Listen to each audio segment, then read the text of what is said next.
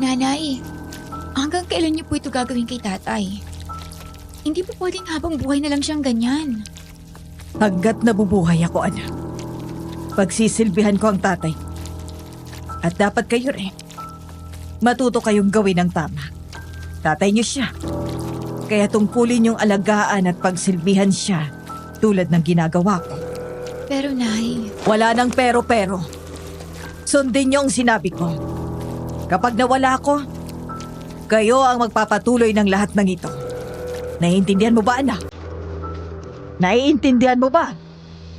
Opo, Nay. Naiintindihan ko.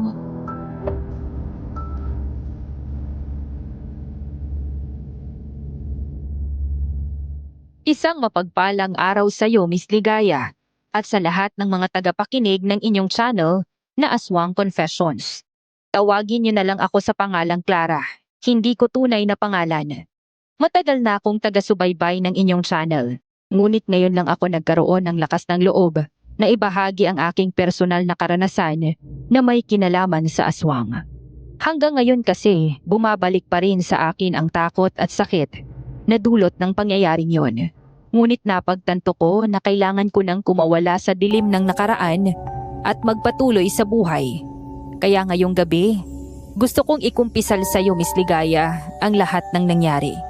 Simula sa panahong nawalan ako ng pag-asa. Sobra kasi akong nalungkot at na-depress nang mamatay ang mga magulang ko sa isang car accident. Lugmok na lugmok ako noon. Halos ayaw ko nang gumising bawat araw at pakiramdam ko'y wala nang saysay ang mabuhay. Hindi ko alam na pagkatapos ng trahedyang yon, may mas matindi pa palang kalbaryo na darating sa buhay ko. Pero teka, bago ko umpisahan ang kwento ni Clara, isang paalala po muna sa mga tagapakinig. Kung makakita po kayo ng ibang channel na nagre-re-upload o gumagamit ng aming mga content nang walang pahintulot, huwag po natin itong suportahan. Sa halip, paki-report po ninyo upang maprotektahan ang aming mga orihinal na kwento. Narito po ang opisyal na listahan ng aming mga legit channels: Kwentong Takip Silim, Sityo Pangil, Sityo Bangungot, Aswang Diaries, Aswang Confessions, at ang pinakabago naming channel, Aswang Radio. Maraming salamat sa inyong patuloy na pagtangkilik at suporta. Uumpisahan ko na ang nakakapanindig balahibong karanasan ni Clara. Ito ang kanyang kwento.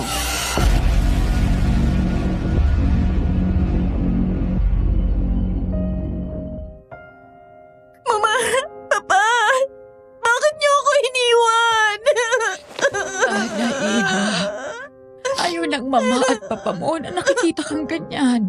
Huwag ka nang umiyak. Hindi ko po mapigilan, Manang. Parang kahapon lang kasama ko pa sila. Ngayon wala na sila. Iniwan na nila ako. Kakayanin mo to, Iha. Malakas ka gaya ng mama at papa mo. Huwag mong hayaang lamunin ka ng lungkot. Ituloy mo ang buhay mo dahil siguradong yun din ang gusto nilang mangyari para sa'yo. Gusto kong gayanin, Manang. Pero hindi ko alam kung paano magsisimula nang wala na sila. Nasa ganoon kaming tagpo nang may biglang may boses na sumingit mula sa likuran. Oy, pinsan! Hanggang ngayon ba? Umiiyak ka pa rin? Nailibing na sina tito at tita. Tanggapin mo na. Wala na sila. Kaysa naman siya mag-iiyak ka dyan. Bakit hindi ka magbakasyon para makalimutan mo mga nangyari? Siyempre, mga magulang ko ang nawala. Anong gusto mong gawin ko? Tumawa, magpa-party? Ay naku naman, pinsan. Ayoko lang na palagi kitang nakakitang malungkot at umiiyak. Move on! Alam mo, hindi dapat puro iyak ang inaatupag mo. Magbakasyon ka muna. Mag-out of town ka para kahit papano makalimot ka. Sasamahan ka namin, di ba, Manang Edna? Tama ang sinabi ni Farah, Iha. Baka makabuti sa'yo na lumayo muna. Magbakasyon ka sa malayong lugar. Kahit ilang araw lang. Iwan mo muna rito ang lahat ng nakakapagpaalala sa'yo ng sakit. Baka sa paglayo mo, makahanap ka ng katahimikan at bagong lakas para magsimulang muli. Sasamahan ka namin ni Farah. Bakasyon? Hindi ko pa alam kung kaya ko. Kaya mo yan, pinsan. Kailangan mong huminga, hinga. Sa malayong lugar tulad ng probinsya, mas presko, mas tahimik. Siguradong mabilis ka makaka-move on.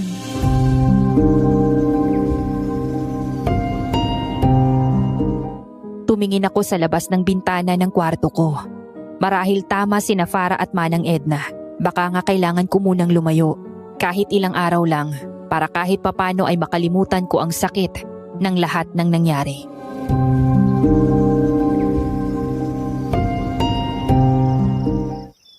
Sige, payag na ako. Baka nga kailangan ko rin ng bakasyon. Alam ko mapapapayag din kita, pinsan. Naku, mabuti naman at nakapag-isip-isip ka. Promise, hindi mo ito pagsisisihan. Mag-i-enjoy tayo, makakapag-relax ka pa. Ano pang hinihintay ninyo? Sige na, maghanap na kayo ng magandang lugar na pwede nating puntahan. Ako na pong maghahanap, Manang.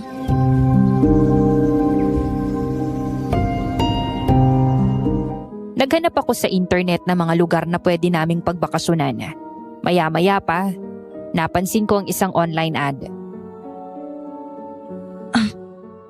Ang laki naman ng mansyon nito sa Capiz. At ang mura pa ng upa. Napakamura ng upa sa bakasyonan na yon sa Capiz. Tapos napakalaki at ang ganda ng ancestral mansion na nasa loob ng gubat.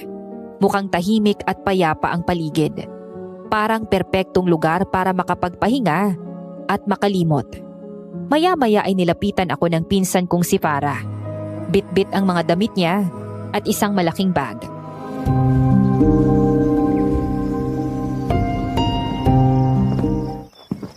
Oh, mag-iimpake ka kaagad? Siyempre naman, pinsan. Mas mabuti ng handa, di ba? Oh, may nahanap ka na bang lugar na pupuntahan natin? Eto, nakita ko lang online. Mansyon na bakasyonan sa Capiz. Mura lang ang upa. Talaga? Patingin nga! Aba, oo nga no! Ang cheap ng price. Pero tingnan mo, oh. Napakaganda at napakalaki ng mansyon. Kaya nga tatawagan ko na ngayon para makapag-reserve na agad. Sana wala pang ibang umupa. Ay naku, sige na, pinsan. Tawagin mo na. Excited na ako makapunta sa Capiz. Ako man, hindi pa ako nakapunta sa Capiz eh.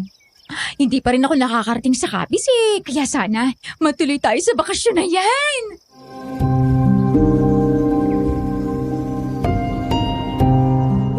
Maya-maya, sumabat sa amin si Manang Edna. Napansin kong nakakunot ang noo niya habang pinapakinggan ang pinag-uusapan namin.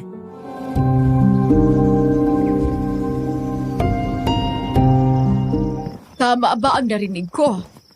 Capiz? Oo, Manang. Doon daw tayo magbabakasyon. Nakakita si pinsan ng murang mansyon na bakasyonan. Ay nako mga iha. Bakit sa Capiz pa? May mga bali-balitang may mga aswang daw doon. Marami namang lugar na pwedeng puntahan, bakit doon pa? Ay sus, Manang. Mga kwento-kwento lang yun. Moderno na ang panahon ngayon. Wala nang aswang-aswang ngayon. Tama si Farah, Manang. Huwag na po kayo magpapaniwala sa mga ganong kwento. Nakita ko na okay naman ang lugar. Tahimik, maganda. At siguradong sulit ang ilang araw nating pamamalagi ron. Baka sakaling sa bakasyong ito. Kahit paano, gumaan ang pakiramdam ko. Kung gusto mo talaga, sige. Hindi ko kayo pipigilan. Pero mag-iingat kayo ron, ha? Huwag kayong lalabas tuwing gabi. Lalo ka na, Farah. Mahilig ka pa naman gumala kapag gabi na. Ibahin mo ang lugar na yon. Hindi basta-basta ang Capiz. Deal, Manang, promise. Magbibehave kami ron. Siyempre, nandun ka rin naman para bantayan kami, di ba? Kaya wala rin naman kaming kawala. So, tuloy na talaga to. Tawagan mo na agad-agad, pinsan. Yung pagbabakasyon na natin at bukas ng umaga, lilipad tayo papuntang Capiz. Agad-agad? Oo! Ano ko ba? Parang wala ka ng oras magbago ang isip. Sige na, tawagan mo na, pinsan. At ipa-reserve mo na. Adat ka na talagang umalis ha, pinsan. Oo naman, malay ninyo. Doon ko na makilalang tamang lalaki para sa akin, diba? Sabi na eh. Naku, umanda na naman yung kalandian mo. Ay, ikaw talaga, Farah. Puro kakalokohan. Kapag narinig ng mami at daddy mo yan, mapapagalitan ka na naman. Please, manang, wag mo ko isusumbong ha. O ano pang hinihintay mo? Tawagan mo na pinsan. Oo na, eto na, tatawagan ko na. Hindi na talaga ako makapag-itin na makapagbakasyon. Parang ang ganda-ganda sa Capiz. Marami kayong pogi ron. Iha, nasa gubat kamo ang mansyong bakasyonan. Paano ka makakakita ng gwapo roon? Ay, nako, Farah. Huwag mong gawing biro ang pagpunta roon. Ay, naku, manang. Ayan na naman tayo. Aswang na naman ang sasabihin nyo, no? Sinabi ko na sa inyo, walang aswang. Imahinasyon lang ng mga tao yun. Kaya ako sinasabi ito sa inyo dahil ayon sa kwento ng lola ko na dating tumira sa Capiz, may mga kakaibang nilalang daw na gumagala roon kapag gabi. Lalo na sa mga liblib na lugar. Mayroon daw mga nilalang na kayang magpalit ng anyo. Nagiging hayop.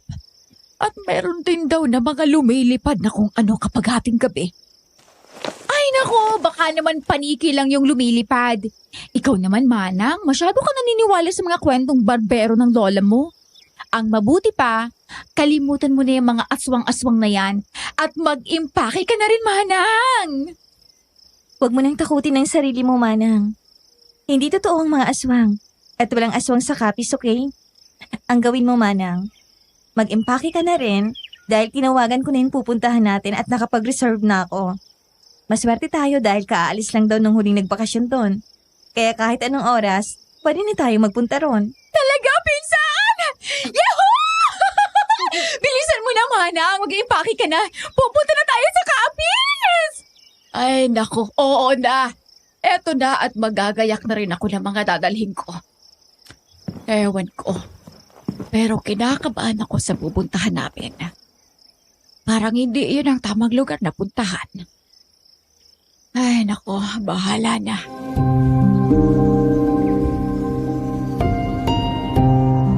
Pagkatapos naming mag-impake, gumayak na kami papuntang Paliparan. Naisip ko na eroplano na lang yung sakyan namin papuntang Capiz upang mas mabilis kaming makarating doon. Habang nakaupo kami sa waiting area, napansin kong mas magaan na ang loob ko. Siguro dahil nakikita kong masaya si Farah.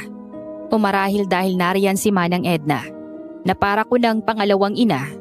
Si Manang Edna ang nag-alaga sa akin nung bata pa ako. Hanggang sa magdalaga ko, nandyan pa rin siya. Laging nakasuporta sa akin.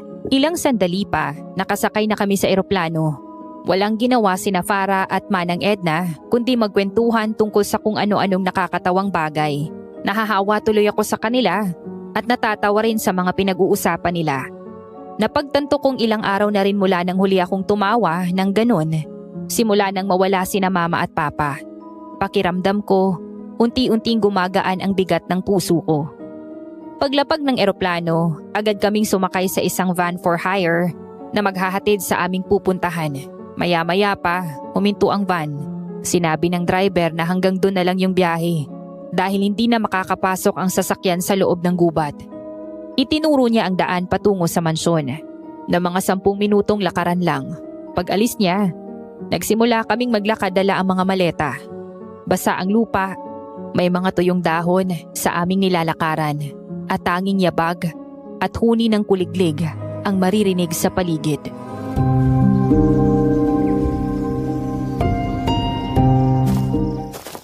Diyos ko, napakatahimik naman dito. Pakiramdam ko parang may nakatingin sa atin kung saan. Manang, huwag kang paranoid. Nasa gubat tayo kaya syempre ganito. At saka, hindi naman masyadong tahimik dahil may mga tunog naman ng mga kuliglig. Ang sarap nga ng ganitong lugar, oh. Napaka-presko. Walang ingay ng sasakyan at walang polusyon. Napaka-peaceful ng lugar na to. I love it! Hindi ba kayo nagtataka? Masyadong maganda ang lugar. Parang hindi na normal. Manang, ilang beses ko bang sasabihin sa'yo na wala kang dapat ipag-alala? Sa tingin ko, malapit na tayo. Natatanaw ko ng mansyon, no? Ako rin! Nakikita ko na ang mansyon. Talaga palang napakaganda nito kahit mukhang luma na. Siguro panahon pa ng Kastila itinayo ang mansion na yan, no? Bilisan na natin sa paglalakad. Gusto ko na rin makapasok sa loob ng mansyon para makapagpahinga. Ang bigat na rin ng mga dala natin, oh.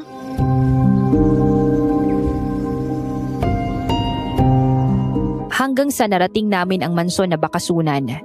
Malawak ang bakuran, napapalibutan ng mataas na puno at mga halaman na ang karamihan ay ngayon ko lang nakita. Sa gitna nito ay nakatayo ang lumang mansyon, malaki. May mga bintana na gawa sa kahoy at may mga bakas ng antigong disenyo.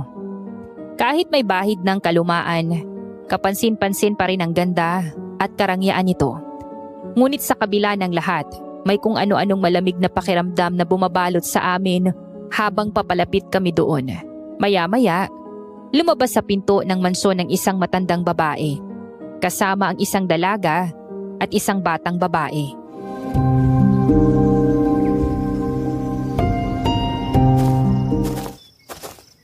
Magandang araw sa inyo. Kayo po ba ang uupa sa mansyon? Ako po si Leonor, ang caretaker dito. Sino po ba sa inyo si Miss De Vera, yung nakausap ko sa cellphone? Opo, kami nga pong uupa rito. Ako po si Clara de Vera, yung nakausap nyo. Kasama ko pang pinsan kong si Farah at ang yaya ko na si Manang Edna. Hi, kumusta po? Naku, napakalaki ng mansyon na to. At ang ganda pa rin kahit luma na. Parang ginagamit sa shooting ng pelikula o teleserye. Malaki po talaga ang mansyon. Matagal na po itong nakatayo rito sa gubat, panahon pa ng mga Kastila. Pagmamay-ari po ito ng mga namayapa naming amo. Ngayon po, kami na nagbabantay at nagpapanatili ng kaayusan nito. May pahintulot din po sila na gawin itong bakasyonan ng mga turista. Marami na pong umupa rito at talagang nagustuhan nila ang pag-stay nila rito. Sa katunayan, kaaalis lang ng 2 bisita namin ng isang araw. Mabuti na lang at tinawagan mo ako agad, Miss De Vera. Kundi baka naunahan pa kayo ng iba. Siya nga pala. Sila ang mga anak ko. Ang panganay kong si Monica at ang bunso kong si Fatima.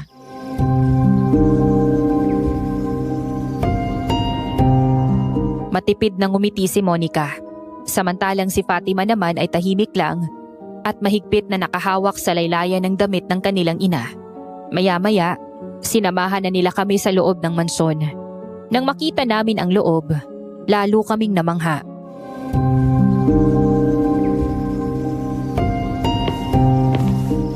Wow! Naku, mas maganda rito sa loob. Ang ganda ng mga kagamitan at dekorasyon. Para akong bumalik sa nakaraan na. Hindi ko akalain na ganito pala kagandang mansyon. Napakaganda ng pagkakagawa nitong mansyon at mukhang matibay. Parang bawat sulok nito ay may kwento. At pinaghirapan talagang bawat detalye. Talagang kahanga-hanga. Batibay pa ba talaga ang mansyon na to? Baka kapag lumindol mamaya ay bigla na lang itong gumuho dahil sa katandaan. At malagay sa peligro mga bakasyonistang umuupa rito. Ay, nako, hindi. Matibay ang mansyon na ito. Ilang lindol at bagyo nang dumaan pero kahit kailan, hindi nasira ang anumang bahagi nito. Tingnan ninyo ang pader. Walang bitak at makinis pa rin. Tara, ililibot ko kayo sa mansyon para maging pamilyar kayo sa mga lugar dito.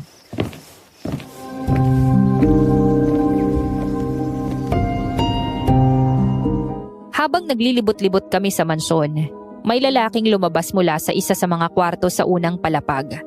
Pawisan siya at may hawak na pantabas ng damo. Napansin ko na gwapo siya. Moreno, matangkad, at matipuno ang pangangatawan.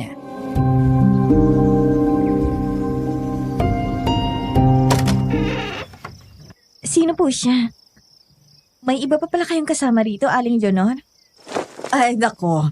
Nakalimutan kong sabihin sa inyo na bukod sa aming mag-iina, may isa pa kaming kasama rito sa mansyon. Siya pala si Joel, ang hardinero rito. Joel, sila mga bagong uupa rito sa mansyon. Sina Miss Clara, Miss Farah at si Manang Edna. Uy, gwapo! Naku, pinsan! Sabi ko na nga ba eh, dito ka pala matatagpuan ng lalaking para sa akin. Tumigil ka nga, baka marinig ka. Hello, Joel. Nice to meet you. Magandang araw sa iyo, iho. Hi, Pogi! Ako si Farah. Ikinagagalak kitang makilala.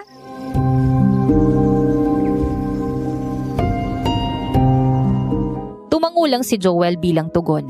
Seryoso ang kanyang itsura. Ni hindi siya ngumiti. Nang magtagpo ang aming mga mata, hindi ko alam kung bakit. Pero parang may kakaiba sa titig niya. Malalim at parang may tinatagong sekreto. Maya-maya ay nagsalita siya.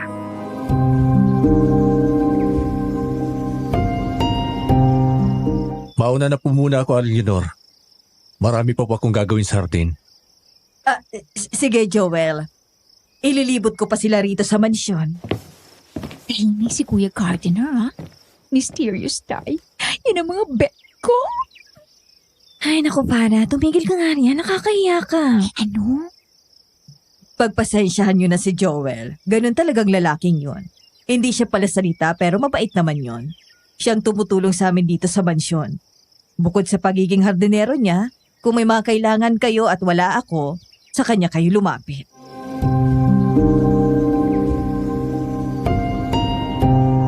Patuloy kaming inilibot ni Aling Leonor at ng kanyang mga anak sa mansyon.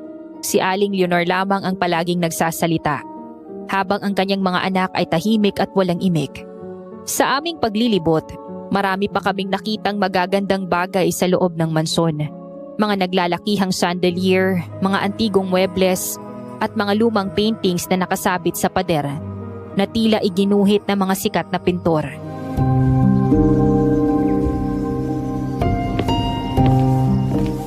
Harang museo ang mansyon na to.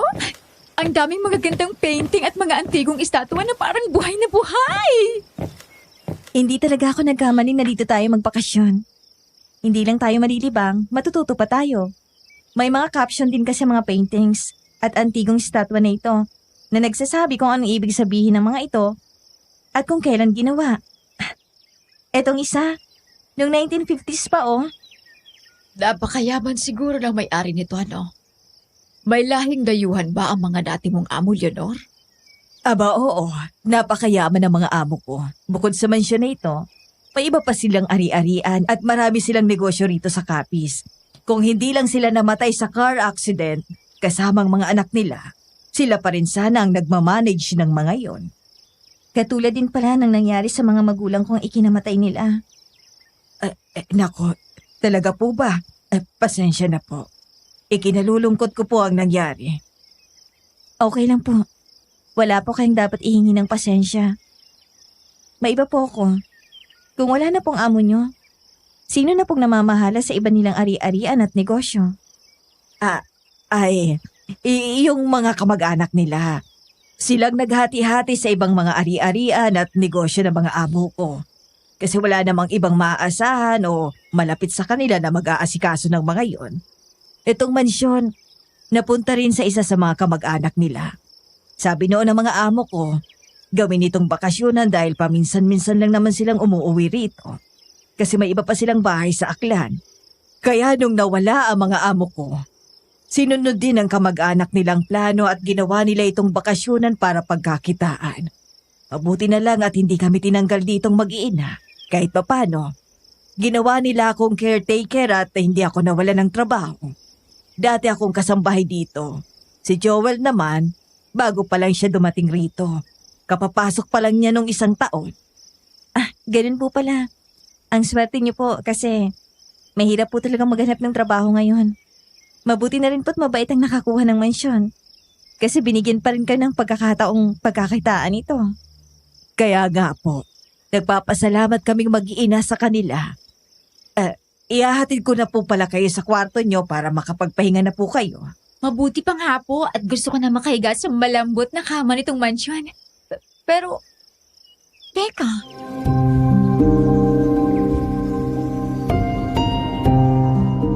May napansin si Farah na isa pang hagdan sa pinakadulo ng pasilyo sa ikalawang palapag ng mansyon. Uy, ano po yun? May hagdan pa roon sa dulo. Saan po kaya ito papunta? Tara, akitin natin. Sandali. Dali-daling umakyat si Farah sa hagdan at hindi na pinakinggan pa ang sasabihin pa sana ni Aling Leonor. Sinundan din namin siya. At nang makarating kami sa itaas, tumambad sa amin ang isang kwarto na nakapadlock.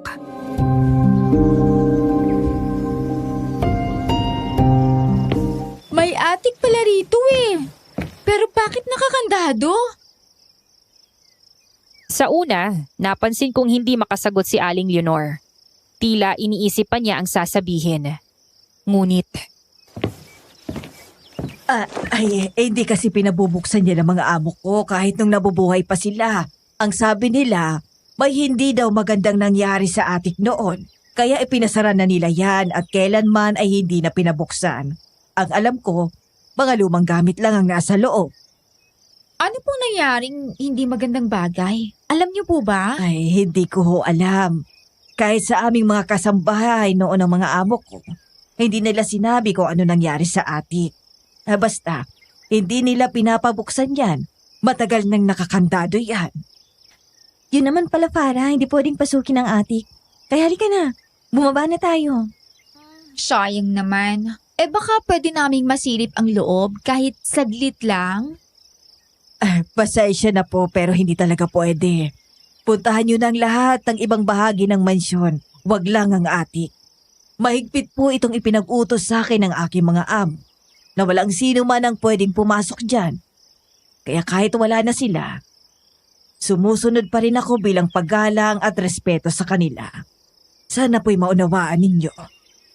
Narinig mo yan, Farah? Bawal buksan ang attic. Kaya huwag ka na makulit, okay? Sige po, Aling Leonor, naiintindihan po namin. Tara na po, ihatid niyo na po kami sa magiging kwarto namin. Mabuti pa nga. Para ihahalikan na. Huwag mo nang ipilit ang gusto mo. Pasensya ka na, Leonor. May pagkausasera itong isa ko pang alaga. Walang anuman po. O siya, tara na sa mga kwarto nyo.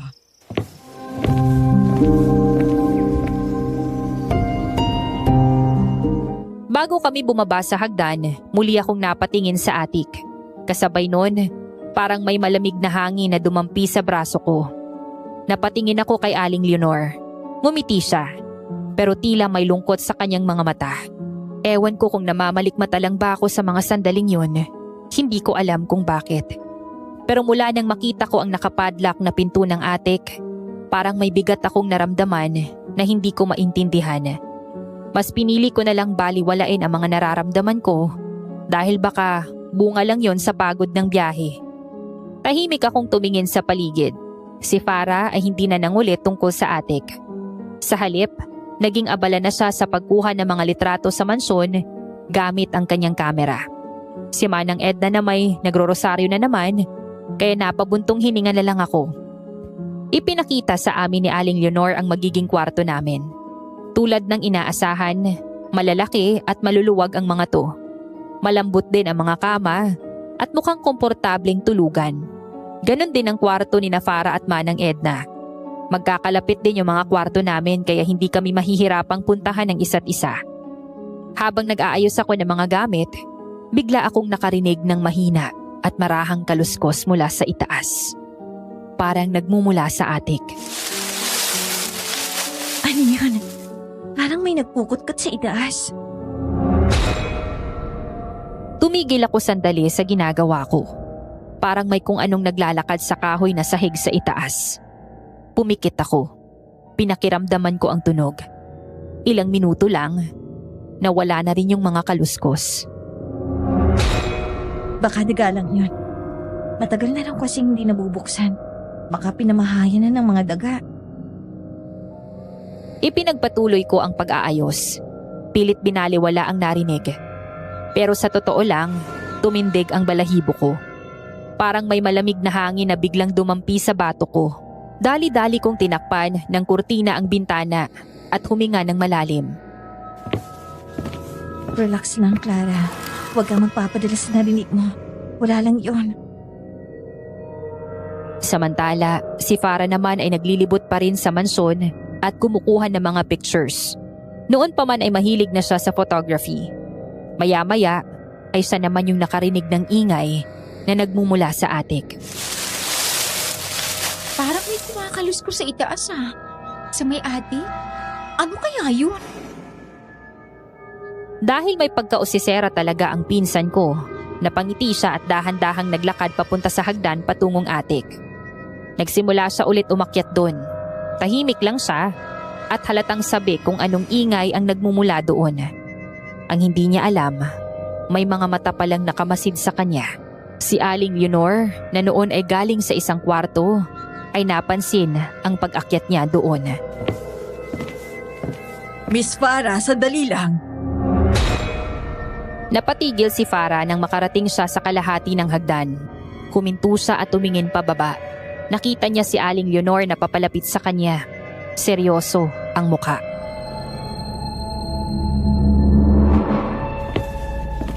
Ano na naman ang ginagawa mo rito, Miss Farah, Iha? Ay, kayo pala, Aling Leonor. May narinig po kasi ako na parang may kumakaluskos dun sa may attic. Eh, na-curious lang po ako. Di ba sinabi ko na sa inyo na bawal puntahan ang attic? Marahil ang narinig ninyo ay mga daga roon. Matagal nang hindi nabubuksan ang attic. Kaya siguradong pinamahayan na yun ang mga daga. Ay, Aling Leonor, di po ba dapat ipinapalinis ninyo ang attic kung may mga daga na roon? Baka kasi mamaya, bumaba ang mga dagang yun dito at makapaminsala pa sa mga bisita ninyo. Naiintindihan ko po na ginagalang ninyo ang bilin ng dati ninyong amo na wag nang buksan ang attic. Pero nakasalalay po rito ang kalinisan at kaayusan ng bakasyonang ito. Concern lang naman po ako, Aling Leonor. Natahimik si Aling Leonor. Ilang minuto siyang hindi nakapagsalita. Tila nag-iisip ng susunod na sasabihin hanggang sa... Ay, pag-iisipan ko yan, Iha, pero sa gayon, hindi mo na maaaring pasukin ang attic. Tara na po sa ibaba. Magpahinga muna kayo sa inyong kwarto. Mamaya ipapatawag ko na lang po kayo para sa merienda. Okay. Bababa na po ako. Pasensya na po. Pero ayoko na po sanang maulit ito, Miss Farah. Kung mga daga nga ang naroon at mabuksan mo ang attic, maaari kang mapahama kapag nakagat ka ng mga ito. Kaya pakiusap, sumunod na lang po kayo sa mga patakaran dito sa bakasyunan. Okay, fine. Pero, pwede naman ako mag-picture-picture, di ba? Baka mamaya, pati yun, bawal na rin, ha? Pwede po kayong kumuha ng mga litrato sa kahit saang bahagi ng mansyon. Huwag lang po ninyong puntahan ang attic. Sige po, tara na po sa ibaba. Dahan-dahang bumaba ng hagdan si Aling Leonor, sabay lingon kay Farah. Ngumiti si Farah, ngunit halatang may halong panghihinayang dahil hindi niya nasilip ang loob ng misteryosong attic. Pagbaba nila, napatingala pa rin si Farah sa direksyon ng attic. Parang iniisip kung ano talaga ang nasa loob ng lugar na yon. Maya-maya nagpaalam na sa kanya si Aling Leonor dahil magluluto pa ito. Pabalik na sana si Farah sa kwarto niya nang bigla niyang makasalubong ang hardinero na si Joel. Muli niyang napansin ang kagwapuhan at kakisigan ng lalaki. Kaya nang lumapit ito sa kanya, nagpa-cute siya dito.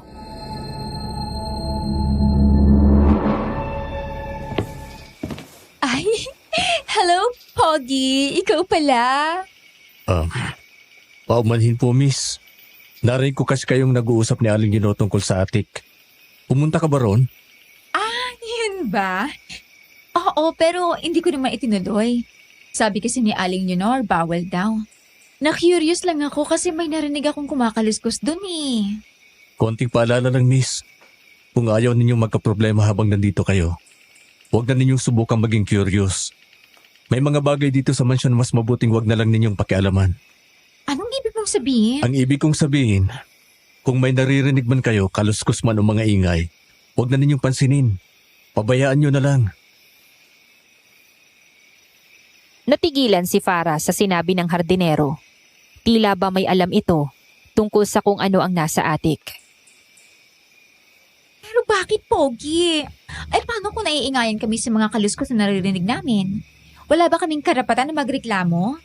For your information, mga bisita kami rito kaya dapat inuuna ninyo ang safety at kapakanan namin, di ba? Miss, kaya nga po kita sinasabihan para sa kapakanan ninyo. Basta kung ano man ang marinig ninyo, huwag nyo na lang pansinin. Sige po, marami pa akong gagawin. Sandali lang, Pogi! May tatanong pa ako! Paumanhin, miss. May trabaho pa ako. Kung may itatanong ka, puntahan mo na lang si Aling Leonor sa kusina. Pero kung ang itatanong mo sa kanya ay tungkol na naman sa atik, huwag mo nang itanong dahil hindi ka na niya sasagutin. Kainis naman ang lalaki yun. Palagi na lang dineded ng beauty ko. Ang weird talaga ng mga tao rito. Oh, anong problema mo't nakabusangot ka riyan? Ay nako, pinsan. Napagsabihan na naman ako ni Aling Leonor na huwag nang puntahan yung ate. Ano? Binalak mo na naman bang pumunta ron? Para naman. Sinabihan na nga tayo na huwag puntahan yun, di ba? Bakit kasi ang kulit mo? May narinig kasi akong kumakaluskos doon sa itaas. Na-curious ako kaya binala ko na naman puntahan. Narinig mo rin yun?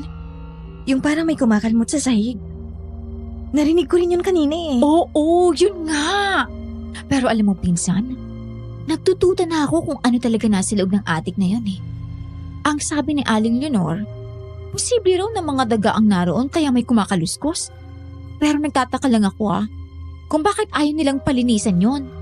Nakakahiya sa mga susunod pang bisita rito, di ba? Paano kung makarinig din sila ng ganon? Di malaking kasiraan sa bakasyonan, di ba? Pati yung gwapong hardinero na si Joel, pinagsabihan din ako na kung ano man ang marinig natin, huwag na lang daw nating pansinin. Naiintindihan ko ang point mo, Farah. Pero siguro wala na tayong pakialam doon, di ba? Hayaan na lang natin para walang gulo. Sundin na lang natin ang mga patakaran nila rito. Wala naman sigurong masama ron, di ba? Huwag na lang tayong mangialam.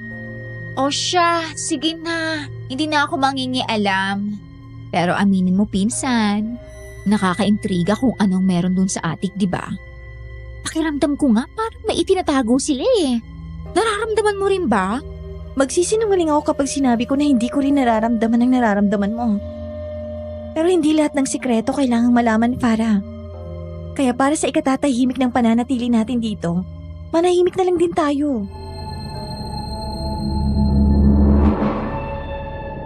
Nang sumapit ang hating gabi, hindi pa rin ako dinadalaw ng antok. Marahil ay namamahay ako, kaya mahirap akong makatulog nang biglang may narinig na naman akong kumakaluskos sa itaas, sa may attic. Nalaman ko na ang itaas ng tinutuluyan kong kwarto ay ang attic. Kaya pala dinig na dinig ko ang kung anumang ingay na nagmumula doon. Ayun na naman, may kumakaluskos na naman sa itaas. Ngunit hindi tulad kanina na mahina, malakas na ito ngayon. Parang may kumakalmot sa sahig sa itaas. Napatingin ako sa kisame. Biglang nawala ang ingay. Ngunit maya-maya, bumalik muli ang mga kaluskos. Mas malakas na ngayon. Napabalikwas ako ng bangon mula sa kama. Mabilis ang tibok ng puso ko. Bago pa man ako makagalaw, may narinig akong kumakatok sa pinto. Pinsan, gising ka pa ba? Clara, iha. Buksan mo ang pinto. Nagising din sila? Oo, gising pa ako. Sandali, bubuksan kong pinto. Binuksan ko ang pinto at bumungad sa akin si Farah na nakapamewang, habang si Manang Edna naman ay halatang kinakabahan.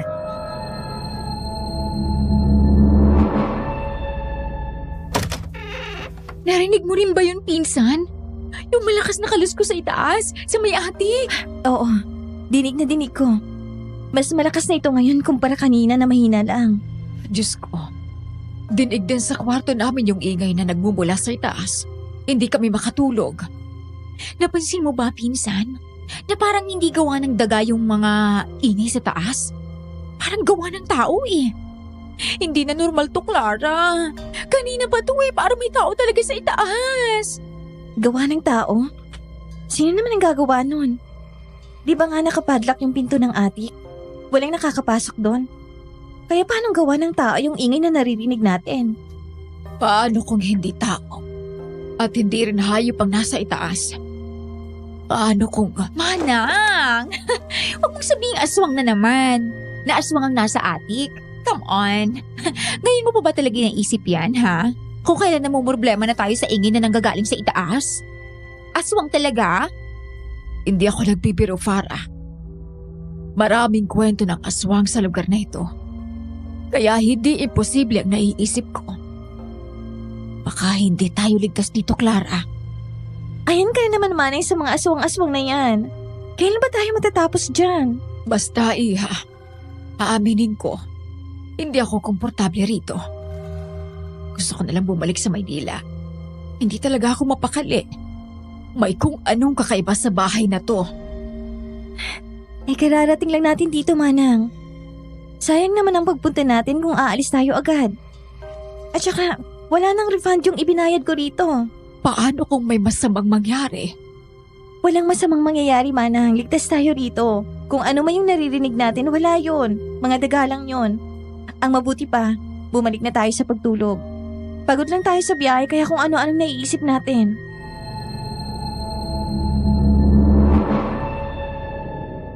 Nang bumalik kami sa kanya-kanya naming higaan, wala na ulit kaming narinig na ingay mula sa atik. Kaya madali kaming nakatulog. Kinaumagahan, maaga kaming nagising at sabay-sabay na bumaba sa kusina para mag-almusal.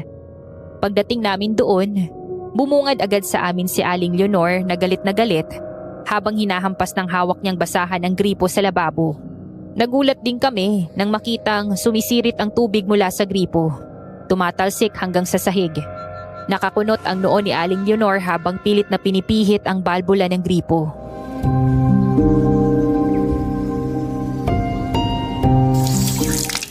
Kay aga-aga ngayon pa ito nangyari. Ang malas naman ang araw na to. Ngayon pa talaga nasira. Buisit ka! Ay! Anong nangyari dyan, Aling Leonor? Basang-basa na pati rito sa sahig, oh! Nako, papasensya na po kayo. Nakakahiya tuloy sa inyo. Kasi naman naiinis ako. Nasira itong gripo sa lababo at panay ang sirit ng tubig. Tumawag ka na ba ng tubero, Leonor? Kailangan mo na ng tulong para maayos ang gripo. Oo nga pala. Pasensya na po kayo. Kapag ganito kasing natataranta ako, marami akong nakakalimutan. Sorry talaga. Monica! Monica, halika nga rito, sandali!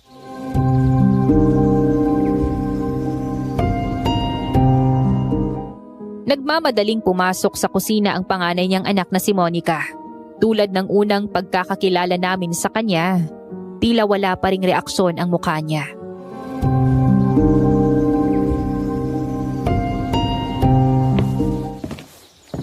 Bakit po, Nay? Pumunta ka sa bayan. Sabihan mo si Mang Rolly, yung tubero, na pumunta rito agad, ha? Hindi ko na kayang ayusin tong gripo. Bilisan mo na. Sige, oh. Pero teka, bakit pa tatawag ng tubero? Si Joel na lang sana. Di ba lalaki naman yon? Baka marunong siya mag-ayos ng gripo. Wala kasi si Joel. Inutusan ko siya sa bayan dahil may mga kailangang bilhin para rito sa mansyon. Baka mamayang hapon pa siya makabalik dahil may dadaanan pa raw. Sayang naman. Mukhang kayang-kaya ni Pogi mag-ayos ng gripo. Di sana nakatipid ka, Aling Leonor. Kung siya na lang ang gumawa. Hayaan mo na. Mabuti ng ekspertong tumingin dyan para maayos ang pagkakagawa. At saka yung pinatawag kong tubero na si Mang Rolly, matagal ko ng suki yon. Kapag may mga nasisirang gripo rito sa mansyon, siyang gumagawa.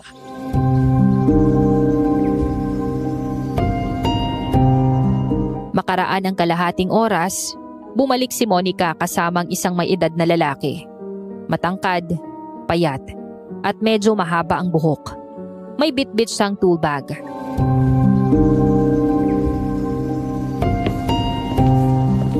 Ay naku, salamat at dumating ka na, Rolly. Kailangan ko ng tulong mo. Itong gripo sa lababo nasira na naman. Sige, ako nang bahala, Leonor. Madali lang naman gawin yan. Siya nga pala, siya si Mang Rolly, ang tubero ng bayan. Siyang madalas kong tawagin kapag may sira ang mga gripo rito. Magandang umaga po. Kayo po palang tinutukoy ni Aling Leonor na tubero. Mga bakasyonista po kami galing sa Maynila. Magandang araw din sa inyo.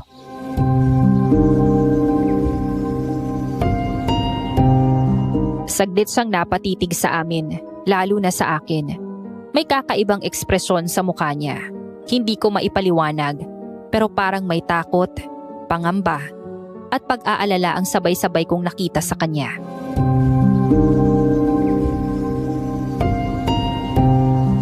Pinsan, parang ang sungit naman niya. Na hindi mo lang umiti sa atin. Masyadong seryoso. Hayaan mo na. Baka talagang ganyan lang siya o masama lang ang gising. Huwag kang ang masyadong judgmental, Farah, iha. Porket hindi lang nakangiti, masungit na. Ay naku, basta nasusungitan ako sa kanya.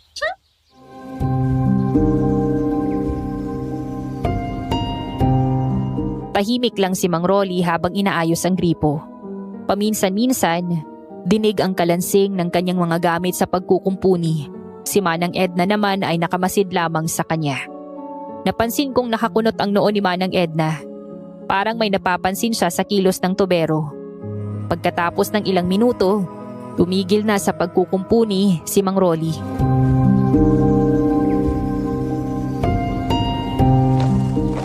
Ayos na ang gripo sa lababo.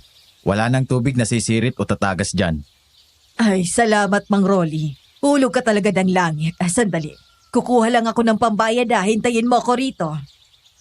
Wow, ang bilis naman natapos, gawa na agad. Aba, mabilis talagang gumawa si Mang Rolly. Sanay na yan. Kasi siyang palaging tinatawag ng mga tao sa bayan kapag may nasisirang gripo.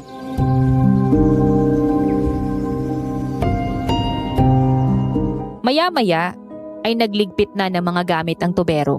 Matapos ang bayaran ni Aling Leonor ay nagpaalam na ito na aalis na. Pero bago sa tuluyang lumabas ng mansyon, lumingon siya kay Manang Edna.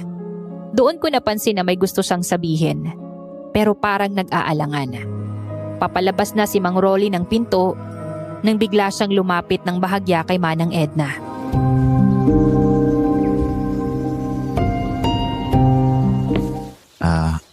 Manang, Ako?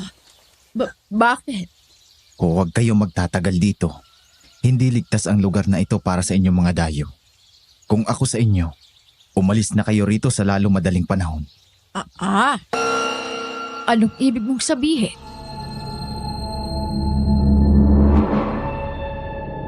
Saglit na natahimik si Manang Edna. Pagkaraan ng ilang segundo, parang doon lang siya natauhan. Agad niyang hinabol ng tingin si Mang Rolly. Ngunit, Ang bilis naman niyang nawala. Ano yun, Manang? Parang may ibinubulong sa'yo yung tubero? Ano kaya ang ibig niyang sabihin doon sa sinabi niya? Hindi raw ligtas ang lugar na to. Narinig ko rin po yung sinabi niya sa'yo, Manang. Baka pinapalabas lang niya na hindi ligtas dito para matakot tayo. Alam mo naman, minsan, ang mga tao sa probinsya mahilig takutin ng mga dayo. Baka nagbibiro lang siya. Hindi yan biro. Iba ang tono niya eh. Parang may alam siyang hindi natin alam. Parang nagbigay siya ng babala. hindi ko alam kung ano ang sasabihin ko. Totoo, may kakaiba rin akong nararamdaman habang nakatingin kay Mang Rolly kanina. Parang gusto niya kaming kausapin, pero hindi niya magawa. Wala muna kayong pagsasabihan yan, Manang, ha? Tayong tatlo lang ang nakakaalam niyan. Tingnan muna natin ang sitwasyon at magplano kung paano natin haharapin ang maaaring mangyari dito. Bago natin sabihin sa iba, baka kasi nabibigla lang tayo. Baka naman wala talagang ibig sabihin yon. Baka pinag-iingat yan lang tayo kasi di ba, mga dayo tayo rito at bago pa lang tayo sa lugar na to. Sige, Iya. Kung ano ang sasabihin mo, susunod lang ako. Ay, naku, bahala kayo. Basta ako, nag-i-enjoy pa rito. Lalo na nandiyan na si Poging Joel. Binaliwala namin ang sinabi ng tubero at ipinagpatuloy ang aming bakasyon sa mansyon. Sa umaga, naglalakad-lakad kami sa paligid, ngunit hindi kami lumalayo. Wala naman kaming napapansin na bago sa kilos ni Aling Leonor at ng mga anak niya o ni Joel. Kung ano ang una naming napansin sa kanila nang dumating kami sa mansyon, ganoon pa rin. Tuwing gabi, naririnig pa rin namin ang mga kaluskos sa atik. Nagdesisyon kami na wag na lang pansinin ang ingay at hayaan na lang ito dahil humihinto rin naman. Isang araw, habang naglilibot kami sa pasilyo ng mansyon,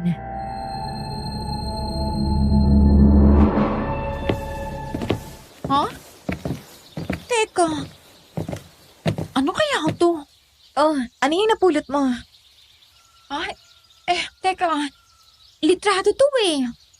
Lumang litrato? Ay, Tingnan niyo, oh! Kanino naman kayang litrato yan? Parang kilala ko yung nasa picture. Oo nga, no. Sila yan.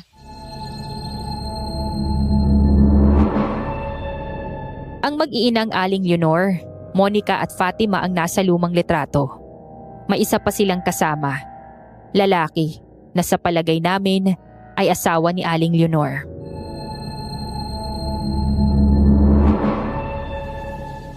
Lumang family picture ito na Aling Leonor. Meron itong lalaki na kasama nila. Ito yata yung tatay ng mga anak niya. Sigurado na yan ang asawa niya. Pero bakit kaya hindi niya nabanggit yan sa atin kahit minsan? Nakahiwalay sila. O nasa ibang lugar yung lalaki. Hindi naman natin naitanong eh. Baka may sikreto sila. Baka may nangyari sa kanila. Kayo talaga. Kung ano-ano nang iniisip niyo tungkol sa kanila. Baka ayaw lang ni Aling Leonor na pag-usapan to. Igaling na lang natin.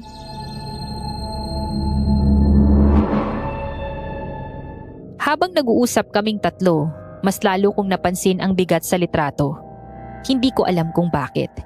Pero may kakaibang pakiramdam akong nararamdaman habang nakatingin sa mukha ng lalaking naroon. Nasa ganun kaming tagpo nang biglang sumulpot si Aling Leonor sa likuran namin.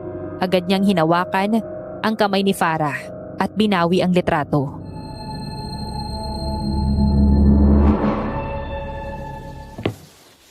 Akin ang litratong ito. Saan nyo ito nakuha? Ha? Ay napulot ko lang yan sa sahig habang naglilibot kami.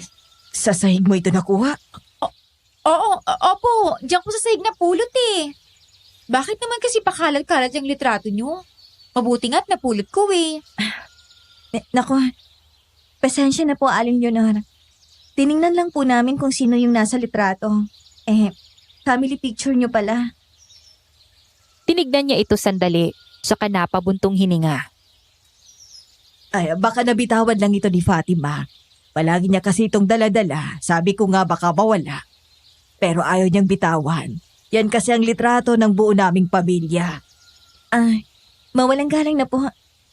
Asawa niyo po ba yung lalaki dyan sa picture, Aling Leonor? Opo, Miss Clara. Siya po si Crispin, ang asawa ko. Pumanaw na siya 3 taon nang nakalipas. Nako, ikinalulungkot po namin. Hindi naman po namin alam na... Ay, ayos lang po yun. Hindi ko rin naman nasabi sa inyo. Alam nyo, hanggang ngayon hindi pa rin matanggap ni Fatima na wala ng ama niya. Sabi niya babalik pa raw ito. Kaya palagi niyang bitbit ang litratong ito.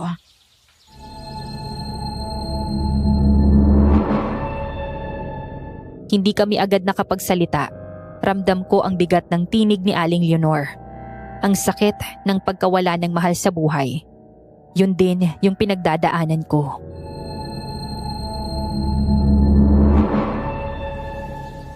Naiintindihan ko po kayo, Aling Leonor. Nawalan din ako ng mga magulang dahil din sa isang aksidente. Kaya nga po kami nandito para makalimot kahit sandali. Ay, napakahirap talaga, Iha, hindi ba? Pero siguro, may dahilan ng lahat kaya nangyari ang mga nangyari. Siguro nga po. Pero darating din po ang panahon na maghihilom ang mga sugat natin. Kapag natutunan na nating tanggapin ang nangyari at alalahanin sila ng may ngiti, hindi na luha. Salamat, Iha. Sige po. Magluluto muna ako ng hapunan. Baka nagugutom na kayo.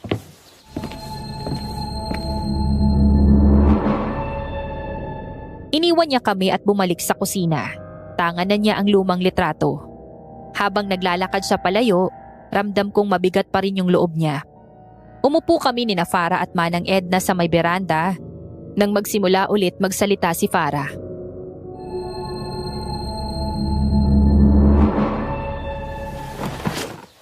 Pinsan, napansin mo ba? Kanina parang ayaw ipakita ni Aling Leonor sa iba yung litrato. Siguro kasi napaka-personal ng litrato para sa kanya. Alalahanin mo, pumanaw na rin palang asawa niya. Pero yung mukha ng lalaki sa litrato, may kakaiba. Parang mukhang buhay yung lalaki sa litrato. Tama ka, Manang. Yung itsura ng lalaki sa litrato, parang hindi pa siya patay. Kasi parang buhay na buhay yung mga mata niya. Parang may gustong sabihin. Napansin mo rin pala, Iha. Parang may itinatago si Leonora na hindi ko may paliwanag. Ayan na naman kayo eh. Puro na naman kayo duda. Namatayan na nga yung tao kung ano-ano pang iniisip nyo. Ang mabuti patigilan nyo na yan at baka marinig na naman kayo na Aling Leonor. Tumayo ako at naglakad sandali papunta sa aking kwarto nang mapansin kong nakasilip sa amin si Monica. Nakatayo siya sa gilid ng hagdanan, halos hindi gumagalaw. Nakayuko, hawak ang palda at tahimik na umiiyak. Monica? Monica, bakit ka umiiyak? Dahan-dahan niyang itinaas ang kanyang ulo pero hindi nagsalita. Lumapit ako pero umatras siya. Tsaka biglang tumakbo palayo. Monica? Monica, sandali! Pinsan, ano yan? Sino yung kausap mo? Si Monica, nakita ko siyang umiiyak. Tapos bigla na lang tumakbo palayo. Hayaan mo na siya, Iha. Baka nalungkot lang kasi napag-usapan yung tatay niya. Baka narinig niya tayo. Baka nga po.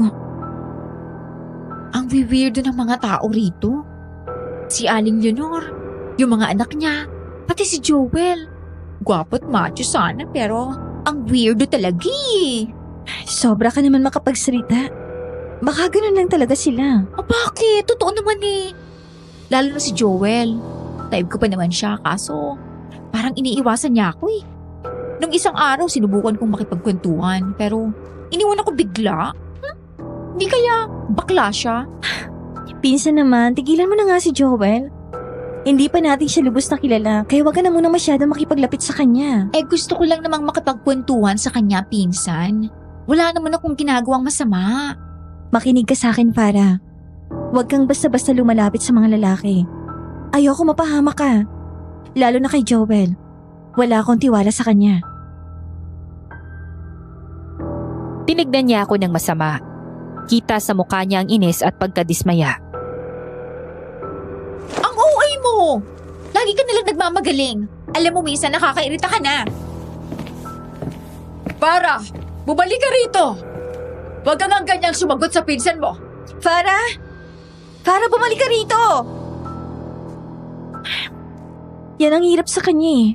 Ayaw niya na pagsasabihan. Lalo na kapag tungkol sa pagkagusto niya sa mga lalaki. Tulad ngayon, uma-attitude na naman siya.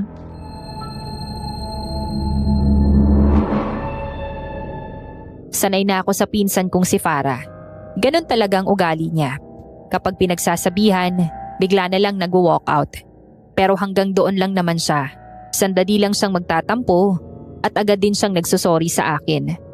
Kinagabihan, bumuhos ang malakas na ulan kaya mas lalong lumamig ang panahon. Mabilis din akong nakatulog, ngunit hindi ko inaasahan na dadalawin ako ng masamang panaginip. Sa loob daw ng isang madilim na kwarto, nakaamoy ako ng malansa. Amoy dugo. Dahan-dahan daw akong naglakad sa madilim na kwarto hanggang may marinig akong mga kaluskos. Sinundan ko ang ingay. Narating ko ang pinakadulong bahagi ng kwarto kung saan may nakasinding gasera. Kaya kitang-kita ko kung ano ang naroon. At nanlaki ang mga mata ko nang makita ko ang isang kakaiba at nakakatakot na nilalang na noon ko lang nakita sa tanang buhay ko. Puno ng balahibo ang buo nitong katawan at may mahahabang kuko. Narinig ko ang nakakakilabot nitong pagngasab. Sarap na sarap sa kinakain na sariwang karne at mga laman loob.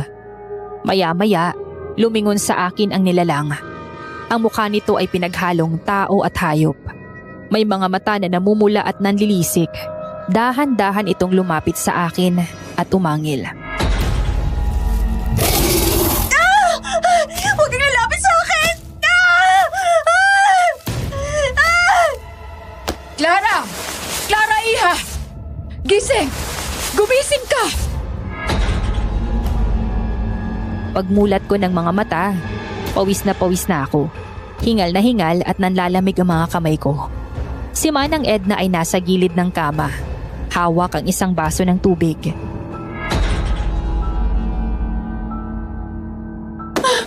Binabangungot ka na naman, Iha. Manang, ay Diyos ko, ang sama ng panaginip ko. May halimaw. May halimaw na kumakain ng sariwang karne at lamang loob. Ang daming dugo. Huwag mo nang masyadong isipin yun, Iha. Masamang panaginip lang yon. Wala yun. Kalimutan mo na. Pero parang totoo, Manang. Parang naramdaman ko talaga nakarap ko yung halimaw. Maya-maya ay pumasok na rin sa kwarto ko si Farah. Nag-aalala ang mukha niya. Narinig kita. Sumisigaw ka na naman. Oo, Farah. Binangungot na naman ang pinsan mo. Ang sabi niya, may halimaw daw sa panaginip niya. Nakakatakot ang panaginip ko, pinsan. Parang totoong-totoo yung halimaw. Yung itsura niya. Parang pinaghalong tao at mabangis na hayop. Mahahabang mga kuko niya. Matutuli sa mga pangil sa bibig. At nanlilisik ang mapupulan niyang mga mata. Halimaw? Ay naku, wala yun. Bangungot lang yun, pinsan. Hindi ba nga, wala namang halimaw o aswang? Tayo pa nga lagi nagpapaalala kay Manang Edna na walang ganun, di ba? Tapos ikaw, takot na takot ngayon. Kalimutan mo na yan, pinsan. Matulog na ulit tayo. Ikaw rin, Manang, pahinga ka na. Pinsan, Oh, bakit? hindi ka nagalit sa akin. Ano ka ba? Hindi naman kita matitiis eh. Kailan ba tayo nagkatampuhan ng matagal? Alam mo namang hindi ko kayo yun. Dahil labs na labs kita, pinsan. Pero bago kami makapagpatuloy sa pag-uusap, bigla kaming nakarinig ng mga kaluskos mula sa itaas. Mas malinaw, mas mabigat, at parang may gumagalaw na malaking bagay sa atik.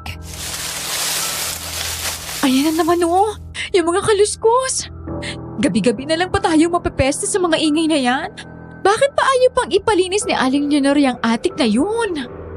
Huwag na kayong makialam dyan, ha? Hayaan nyo na lang yung ingay dyan. Magtakip na lang kayo ng tenga kapag natutulog para hindi nyo marinig. Mas mabuti na yon kaysa magkaroon pa tayo ng problema. Alam nyo namang ayaw ipagalaw ni Leonor ang atik. Okay, Manang. Eto na nga at babalik na ako sa kwarto ko. Sige na, matulog ka na ulit, pinsan. Ako rin. Babalik na sa kwarto ko. Huwag na nga lang natin pansinin yung mga kaluskos sa atik. Okay, sige. Pero pinsan matulog ka na talaga. Baka mamaya lumabas ka pa ng kwarto mo, ha? Oo naman. Matutulog na ako. At hindi na ako lalabas ng kwarto, promise. Tara naman ng Edna para makatulog na ulit si pinsan. Kinabukasan, bumaba kami ni Manang Edna sa kusina para mag-almusal. Naroon na si Aling Leonor, abala sa pag-aasikaso ng pagkain. Napansin namin na marami siyang inihandang pagkain para sa umagang yun.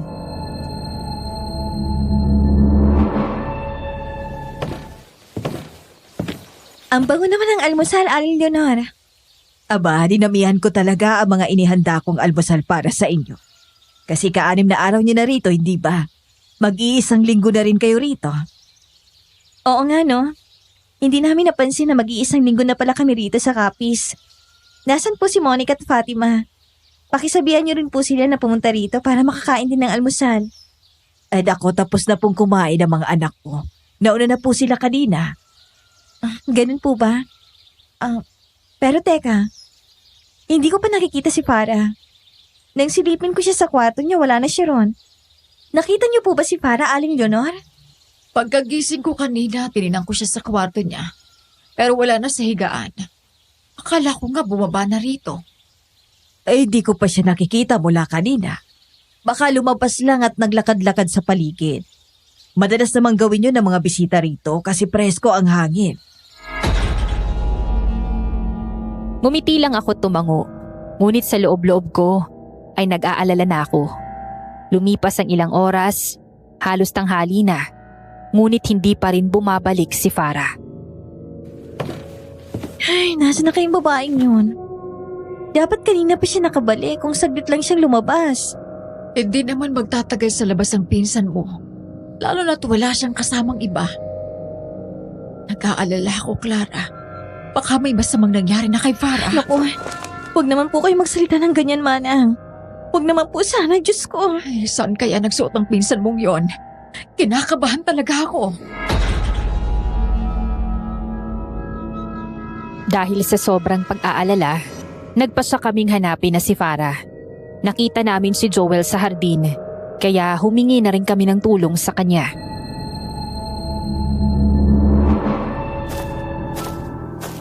Joel! Joel! Bakit po? May kailangan po ba kayo? Tulungan mo naman kaming hanapin ang pinsan ko si Farah. Hindi pa kasi siya bumabalik dito sa mansyon simula nang lumabas siya kaninang umaga. Ano po? Nawawala po ang pinsan nyo? Yung maingay magsalita? Isa naman po siya nagpunta. Hindi rin namin alam. Ang sabi lang sa amin ni Aling Leonor, baka lumabas siya at naglakad-lakad. Pero hanggang ngayon, hindi pa rin siya bumabalik. Sige po. Tutulungan ko po kayo maghanap. Sasamahan ko po kayo sa kakahuyan. Baka nagpunta siya roon. Pero maghanap muna tayo sa paligid ng mansyon. Baka narito lang siya. Naghanap ulit kami sa paligid ng mansyon, sa likod bahay at sa daang patungo sa kasukalan ng gubat. Hangin lang at kaluskos na mga dahon ang aming naririnig. Hanggang sa... Diyos ko, ano to? Itinuro ni Manang Edna ang isang pares ng tsinelas na nasa lupa. May bahid ito ng dugo. Hindi ko napigilang mapahawak sa dibdib ko. Pakiramdam ko'y nanlamig ang buong katawan ko. Kay Farah yan ah. Siya lang ang may ganyang tsinelas. Pero bakit may dugo? Oh, Diyos ko, hindi kaya napahamak na si Farah? Joel, kailangan nating mahanap ang pinsan ko. Hindi tayo titigil hanggat hindi natin siya nakikita. Pakiusap, Joel! Dapat kasi, hindi niyo siya pinapayagang gumala, lalo na sa labas. Delikado ho rito. Maraming mababangis na hayop sa gubat. Anong gagawin natin ngayon, Joel? Kailangan mahanap siya. Siya lang ang nag-iisang pinsan ko. Kahit maingay yun at medyo lukaret, mahal na mahal ko yun. Tulungan mo kami, Joel. Nakikiusap kami sa'yo. Huwag kayong mag-alala. Tatawag ako ng pulis para tumulong sa paghahanap. Kailangan natin kumilos agad para mapabilis ang paghahanap sa kasama ninyo. Sa ngayon, bumalik muna tayo sa mansyon. At ipaalam din natin kay Aling Leonor ang nangyari. Pagbalik namin sa mansyon, mabigat ang pakiramdam ko. Ramdam ko ang kaba at lungkot sa bawat hakbang namin. Hawak ni Manang Edna ang tsinelas ni Farah na may bahid ng dugo. Ako naman hindi pa rin ako tumitigil sa pag-iyak. Pagpasok namin sa sala, nakita namin si Aling Leonor na nakaupo sa sofa. Tila kalmado at walang ideya sa nangyari.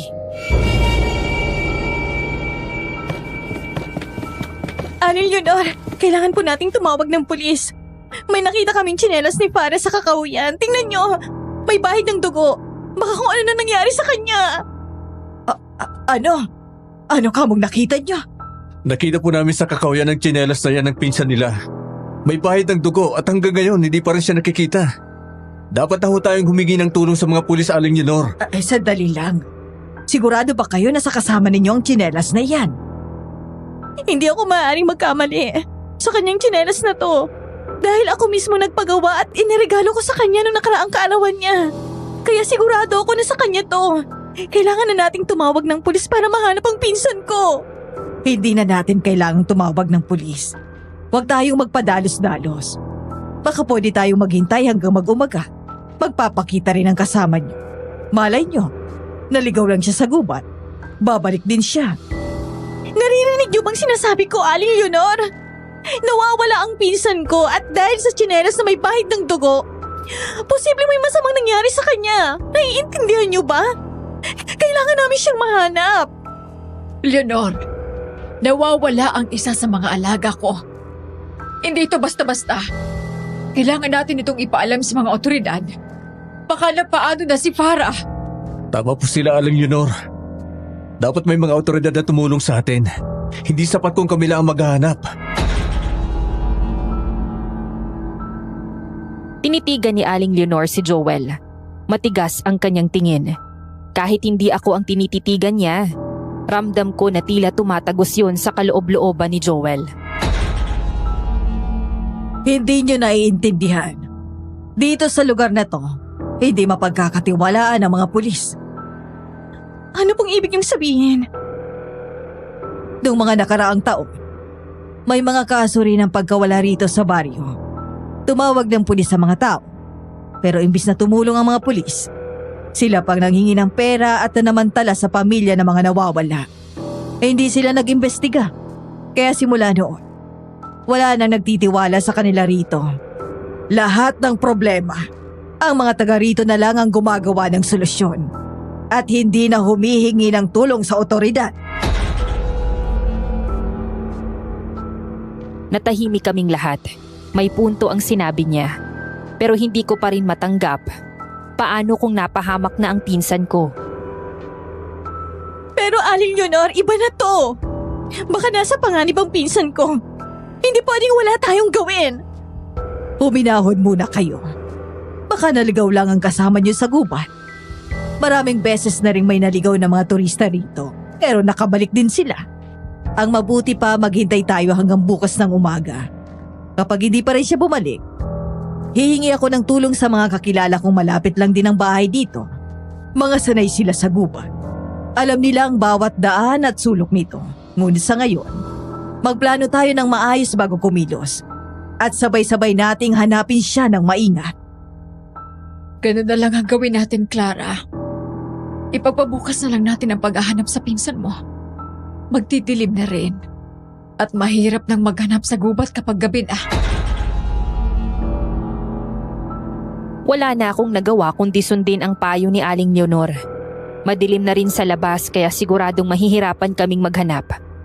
Nang hindi na namin nagkaharap si Aling Leonor, nilapitan ako ni Joel at palihim niya akong kinausap.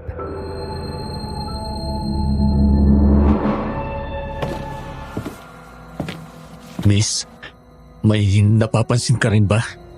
Tungkol kay Aling Leonor? Opo, nakakapagtaka ang ikinikilos niya. Alam naman niyang may nawawala, pero ayaw niya pang humingi ng tulong sa mga otoridad. Hindi ko rin siya maintindihan kung bakit ayaw niya. At ewan ko ba? Gusto ko maniwala sa sinabi niya kanina na wala silang tiwala sa mga pulis. Pero ibang sinasabi ng puso ko. Parang may mali kay Aling Leonor. Hindi lang yun. Nagsabi niya kanina na may mga turistang naliligaw sa gubat ngunit nakakabalik. Hindi yun totoo. Ano? Anong hindi totoo? Dahil mula na magtrabaho ko rito sa mansyon, wala pang turista na naligaw at muling nakabalik. Ha? Totoo ba yung sinasabi mo, Joel? Noong nakaraang taon, may magkasinta na umupa rito. Bagong kasal sila, mababait at palakaibigan. Madalas ko silang makausap kapag wala akong ginagawa. Ngunit isang araw, bigla na lamang silang nawala nang walang kahit anong paalam. Naiwan pa nga rito ang mga gamit nila. Ayon kay Aling Leonor, umalis daw sila ng biglaan. Pero hindi ako naniniwala. Imposibleng umalis sila nang hindi man lang dinala ang kanilang mga gamit. Parang may bumagsak sa dibdib ko sa narinig ko. May mga nawawala palang turista doon. Ngunit hindi man lang yun sinabi sa amin ni Aling Leonor nung una pa lang. Kasi nakita ko mismo yung mga gamit nila. Nakalagay sa bodega sa likod ng mansyon. At alam mo kung sino ang nag-utos na itago yun? Si Aling Leonor? Oo. Iniutos niya kay Monica na doon sa bodega itago ang mga gamit ng mag-asawa. Pagkatapos, ayaw na niyang pag-usapan ang tungkol sa kanila. Kaya nung makita ko ang tsinelas ni Farah kanina, alam kong may koneksyon to. May nangyayaring kakaiba rito sa mansyon. Sa tingin mo, may kinalaman si Aling Leonor? Hindi pa ako sigurado, pero malakas ang hinala ko. Kaya pakiusap, huwag muna kayong magtitiwala sa kanya. Magmatsyag muna tayo bago gumawa ng hakbang. Naramdaman kong lumapit si Manang Edna sa amin. Narinig pala niya ang usapan namin ni Joel. Narinig ko ang sinabi mo, Joel. Ibig mong sabihin, posible may kinalaman si Aling Leonor sa pagkawala ni Farah. Hindi ko po sinasabing siya mismo, pero may alam siya. At hindi lang siya. May hinala rin ako na may alam din ang mga anak niya na sina Monica at Fatima. Tahimik lang ang dalawang yon. Pero palagi kong nahuhuling nagbubulungan mula nang dumating kayo rito. Anong gagawin natin ngayon? Kailangan nating makausap ang mga anak ni Aling Leonor. Pero dapat palihim. Baka sakaling may masabi sila tungkol sa nangyayari rito. Huwag muna tayong magpapalata. Delikado yung balak mo, Joel. Paano kung malaman ni Aling Leonor? Mga anak na yun. Imposibleng hindi nila sabihin sa kanya na kinausap natin sila. Tama si Manang. Mga anak pa rin niya yun. At ang katapatan ng mga ito ay sa kanilang ina. Kaya hindi magandang ideya na kausapin sila. Sa simula pa lang, magkakampi na sila. Kaya wala tayong mapagkakatiwalaan kahit isa sa kanila. Tayong tatlo lang ang magkakampi rito. Joanne, wala tayong ibang mapagkakatiwalaan kundi ang isa't isa. Naiintindihan ko. Sige, sa ngayon, matyagan muna natin ang mag-iina. Lalo na si Aling Leonor. Malakas talaga ang kutob ko sa kanya. Nang gabing yon, hindi ko inaasahan na muli akong dadalawin ng masamang panaginip. Dinala ako ng panaginip sa isang lugar na pamilyar, ang mansyon. Doon ko nakita si Farah. Tumatakbo. Habol ang kanyang hininga. Habang may kung anong anino ang sumusunod sa kanya, hindi ko makita kung ano yun. Pero naririnig ko ang malakas na yabag at nakakakilabot na pag-angil mula sa kadiliman. Huminto si Farah sa tapat ng atik. Binuksan to at pumasok sa loob. Pagkasara ng pinto, narinig ko ang malakas niyang sigaw.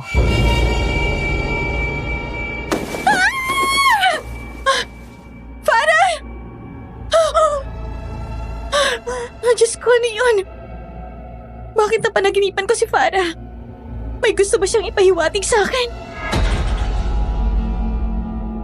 Habang iniisip ko ang napanaginipan ko, bigla akong nakarinig ng malakas na kaluskos mula sa itaas. Agad namang bumukas ang pinto ng kwarto ko. Si Manang Edna yun. At halatang takot din siya.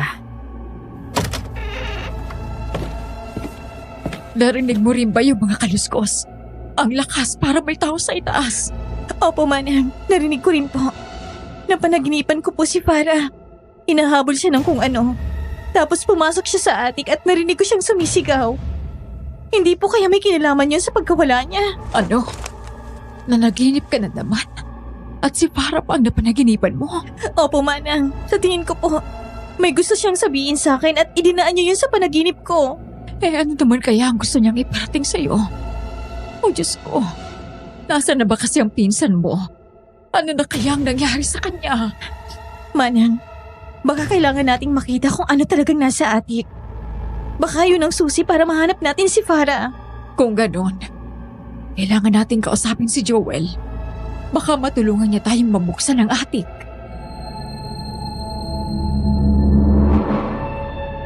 Tumango ako. Ramdam kong may koneksyon ang panaginip ko sa nangyayari. At kung may sagot, sigurado kong nasa atik yun. Kinaumagahan, palihim naming kinausap si Joel sa likod ng mansyon. Sinabi namin sa kanya ang napanaginipan ko.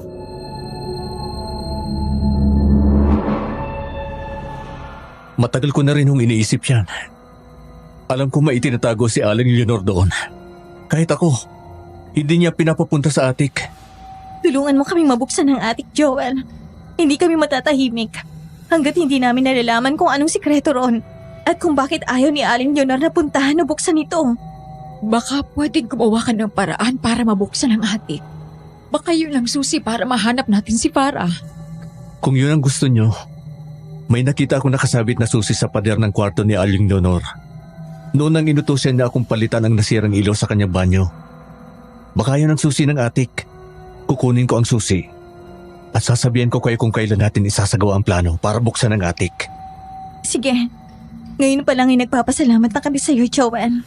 Saka na kayo magpasalamat kapag nagawa na natin. Kinahapunan, palihim na pumasok si Joel sa kwarto ni Aling Leonor habang abala ito sa kusina. Nang magkita-kita ulit kami sa likod ng mansyon, may hawak na siyang susi, nakakaibang itsura. Lumang-luma na yun, kulay kalawang at may mga nakaukit na tila mga simbolo o titik na hindi ko maintindihan. Nakuha ko ng susi. Maganda kayo. Mamayang gabi, bubuksan natin ang atik kapag tulog na silang lahat. Parang kinakabahan ako sa gagawin natin. Kinakabahan din po ako, Manang. Pero kung hindi natin to gagawin, hindi natin malalaman ang katotohanan. Huwag kayong matakot. Kasama ninyo ako. Kung sakali may mangyari, hindi ko kayo pababayaan.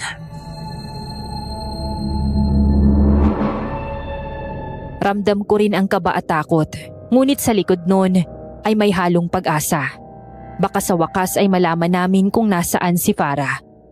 Hindi na namin binanggit kay Aling Leonor ang tungkol sa paghingi ng tulong sa paghahanap sa pinsan ko. Desidido na kami sa gagawin naming pagpunta sa atik. Pagsapit ng hating gabi, tahimik ang buong mansyon. Tanging huni ng mga kuliglig at hampas ng hangin sa bintana ang maririnig. Lumabas ako ng kwarto, bit-bit ang maliit na flashlight. Naghihintay na sa may hagdan sina Joel at Manang Edna.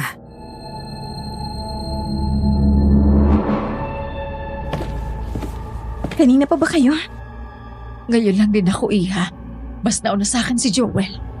Handa na ba kayo? Kapag naroon na tayo, wala nang atrasan. Oo, handa na kami. Kailangan nating malaman ang totoo ngayong gabi. Huwag kayong gagawa ng anumang ingay. Baka magising ang mag-iina.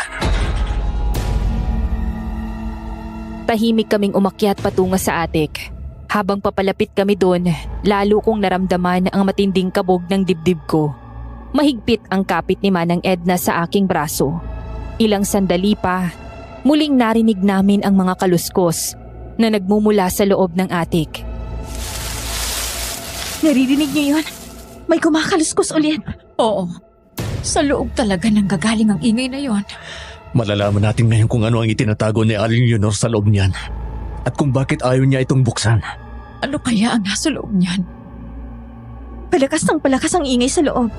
Hindi talagang parang daga o hayop. Parang may tao sa loob. Dahan-dahan niyang binuksan ang pinto ng atik gamit ang susi. Di nagtagal ay marahang bumukas ang pinto. Pagbukas pa lang namin ng pinto, agad na sumalubong sa amin ang mabahong amoy na nagmumula sa loob. Parang amoy na bubulok na karne. Ang baho! Anong amoy yun? Diyos ko, ano tong amoy na to? Nakakasulaso. Baka kasi sa tagal ng panahon hindi nabubuksan ang lugar na ito. Kaya ganito kabaho rito. Pero iba yung amoy. Malansa na hindi maintindihan. Pagpasok namin sa loob ng atik, muli naming narinig ang mga kaluskos.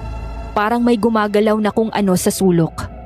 Kinapa ni Joel ang pader hanggang sa matagpuan niya ang switch ng ilaw. Eto na. Narito ang switch ng ilaw. Gumagana ba kaya yan? Susubukan ko. Kinakabahan ako. Naririnig niyo ba yun? Parang may kumakain. May ngumangasab. Nang pindutin ni Joel ang switch ng ilaw, tumambad sa amin ang loob ng atik. Nanlaki ang mga mata namin sa matinding gulat at halos mapasigaw kami nang makita namin ang isang nilalang na naroon. Nakakadena ang mga kamay at paa nito at ang buong katawan ay nababalot ng dugo. Nakayuko ito, may kinakain na sariwang karne at mga laman loob. Diyos ko! Ang halimaw sa panaginip ko siya yun. Hindi ako pwede magkamali, siya yung halimaw. Anong klaseng nilalang yan? Aswang! Aswang yan! Bakit may aswang dito? Diyos ko! Kitang-kita namin ang mga mata nitong namumula at nanlilisik. Ang mahahabang kuko at ang bibig na nakanganga. Puno ng matutulis na ngipin. Napatigil ang nilalang sa pagmuya ng kanyang kinakain at dahan-dahang lumingon sa amin. Nang magtagpo ang mga mata namin, para akong nabigatan at napatigil sa kinatatayuan ko. Nilamon ako ng sobrang takot. Hindi ko alam kung tatakbo ba ako o sisigaw. Ngunit isang bagay ang malinaw. May aswang sa loob ng atik. Hindi ako makagalaw. Parang nanigas ang buong katawan ko sa aking nakita. May aswang dito sa atik. Saan nanggaling yan? Oh, Diyos ko. Nagtatago sila ng aswang dito sa mansyon. Ibig sabihin, Ito ang naririnig niyong kumakaluskos tuwing gabi. Hindi daga o anumang hayop ang narito, kundi isang halimaw. Biglang umangil ang aswang. Malakas, malalim, at parang galit na galit. Umigting ang mga kalamnan nito habang pilit kumakawala sa mga kadena. Ang kalansing ng bakal ay sumasabay sa bawat pag-angil nito. Aalis na sana kami sa lugar na yon nang bigla kaming nakarinig ng isang pamilyar na boses na tumatawa. Sabay-sabay kaming napalingon sa pinto at nakita naming nakatayo doon si Aling Leonor. May hawak siyang baril, nakatutok sa amin at ang kanyang ngiti ay nakakapanindig balahibo. Mga pakialamero! Sabi ko na nga ba, may pinaplano kayong tatlo. Kaya pala hindi nyo na inungkat sa akin ang tungkol sa paghingi ng tulong para hanapin ang usoserang si Farah. Yan pala. Balak nyo palang pasukin ang atik na to. Aling Leonor, anong ibig sabihin nito? Bakit may aswang dito sa atik? May alam ka rito, Leonor. O Diyos ko, bakit mo ginagawa ito? Sandali. Isa-isa lang. Masasagot ang lahat ng tanong nyo. Dahil nakita nyo ng sikreto ng atik na to. Wala nang saysay pang magtago. Kaya sasabihin ko na ang totoo.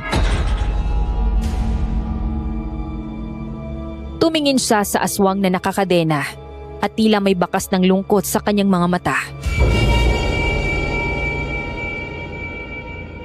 Ang halimaw na nasa harapan nyo.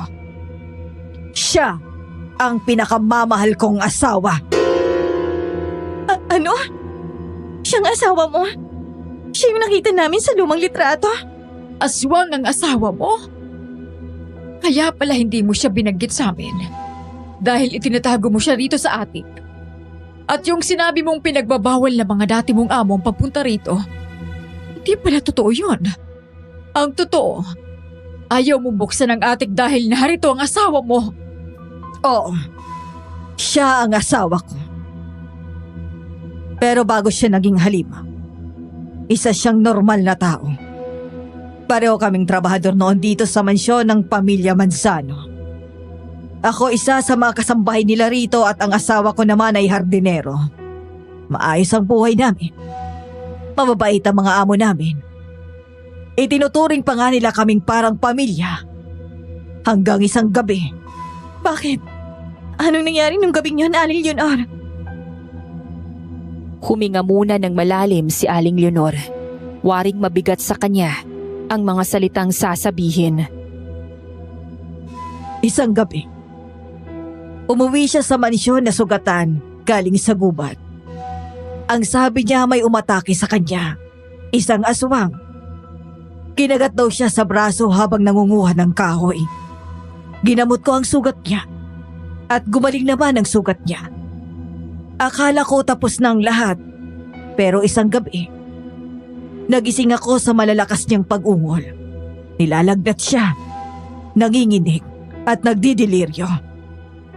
Tapos, bigla siyang nagbago, nagwawala, naglalaway, at parang hayop na gustong manakit. Hanggang sa nakita ko mismo, nag-iba ang anyo niya. Naging halimaw siya. Naging aswang ang asawa ko. O Diyos ko, kapag nakagat ng aswang ang isang tao, malaki ang posibilidad na maging aswang din siya. Huli na nang malaman ko na nahawaan siya ng pagkaaswang ng aswang na kumagat sa kanya. Ang kaawa-awa kong asawa. Biglang umangil ang aswang para bang naiintindihan nito ang bawat salitang binibitawan ni Aling Leonor. Anong ginawa niyo pagkatapos nung malaman mong nangyari sa asawa mo? Wala akong ginawa. Dahil hindi ko naman alam na mahahawa siya ng pagkaaswang. Bandang hating gabi, laking gulat naming mag-iina nang bigla na lang siyang nagwala. Parang nababaliw. Bigla ring nagbago ang kanyang anyo. Naging aswang siya at pinatay ang mga amo namin. Ang kanilang mga anak at ang iba pang kasambahay. Wala siyang itinira kahit isa. Wala kaming magawang mag-ina.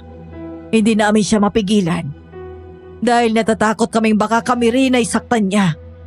Mula noon, wala na akong nagawa kundi itago ang katotohanan.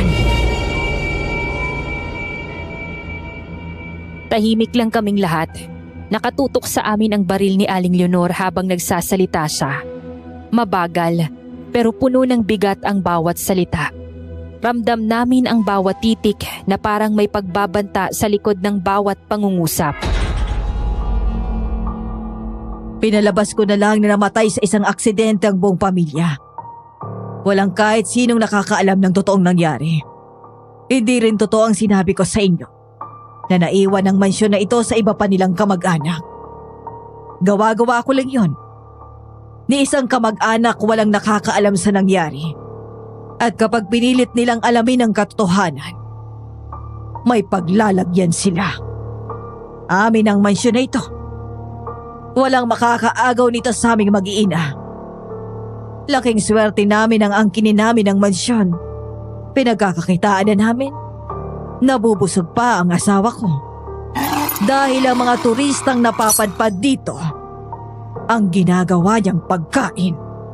Kaya yung mga nagbabakasyon dito, bigla na lang nawawala. Yun pala, kayo ang may kagagawan? Inaalay mo sila sa asawa mong aswang? Napakasama mo, Aling Leonor. Wala kang konsensya. Kaya pala napakababa ng upa rito.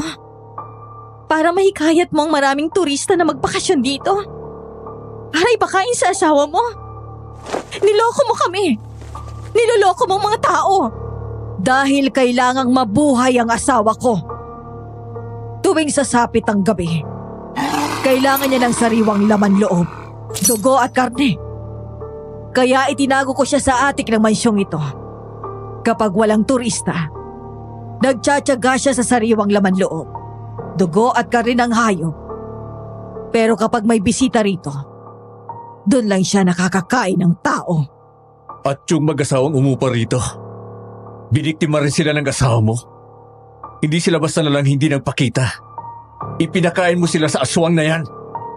Oo. Lahat ng nagbakasyon dito.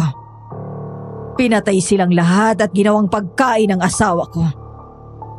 Ginagawa ko ito para manatili siyang buhay. Para manatiling buo ang aming pamilya. Kailangan niyang kumain kahit isang beses sa isang buwan ng sariwang laman loob at karne ng tao. Kung hindi, manghihina siya at mamamatay. Kaya hindi sapat sa kanya ang laman loob at karne lang ng hayop. Hindi ako makapaniwala sa mga naririnig ko. Ang babaeng inakala naming mabait. Siya palang dahilan kung bakit maraming hindi na nakakalabas ng buhay sa mansyon na yon. Napakasama niyo, Aling Leonor. Hinahayaan mong mamatay sa kamay ng asawa mong aswang ang mga inosenteng tao. Wala kang puso. Sabihin mo, kayo ba ng asawa mong halimaw ang dahilan ng pagkawala ni Farah? Kayo ba? Oo. Kami nga. Ang hirap kasi sa pinsan mo. Masyadong usosera. Nagtangka ulit siyang pumunta sa atik at gusto niyang buksan ang pinto. Kaya ang ginawa ko para matahimik na siya, pinapasok ko siya sa atik at pinakain sa asawa ko. Yun ang dapat sa mga usoserang tulad niya. Ano? Pati ang pinsan ko? Kaya pala bigla na lang siyang nawala at may bahid ng dugong napulot naming tsinelas sa pag-aari niya. Napakasama ninyo. Hayop kayo. Mga walang hiya. Wala kang konsensya, Leonora. Kaya pala ayaw mong humingi ng tulong sa mga pulis.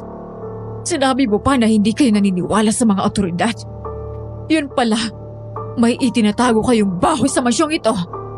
Naway patawarin kayo ng Diyos sa lahat ng kasalanan ninyo. Tawagin niyo na akong masama.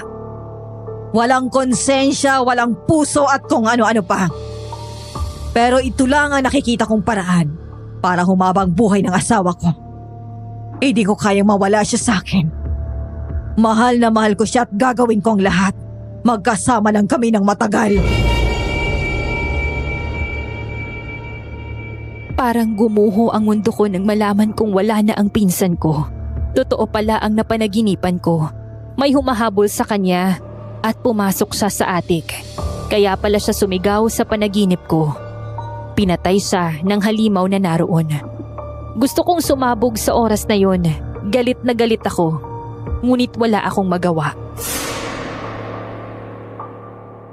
Sabi ko na sa simula pa lang, malakas ang kutob ko na may kakaiba rito sa mansyon. Kahit kailan, hindi pa nagkamali ang medalyon kong ito. Ano yan, Joel? Ito ay medalyon na ibinigay sa akin ng lolo ko nung nabubuhay pa siya. Kapag uminit ito, ibig sabihin may panganib. Kaya pala simula na magtrabaho ko rito, hindi na nawawala ang init nito. Kasi narito lang sa loob ng mansyon ang panganib. Kaya noong una pa lang na dumating kayo, pinaalalahanan ko na kayo. Pero hindi ko rin kasi alam kung saan nagmumula ang panganib. Ngayon ko lang nalaman. Narito pala mismo sa loob ng attic. Nanlamig ang buo kong katawan nang marinig ko na humahalakhak ulit si Aling Leonor. Malakas, malalim, at nakakapanindig balahibo.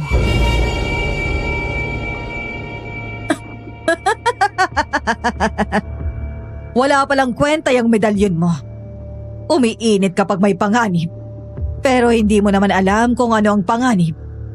At ngayong alam na ninyo ang lihim namin, mamamatay na rin kayong tatlo. Kayo ang susunod na kakainin ng asawa ko.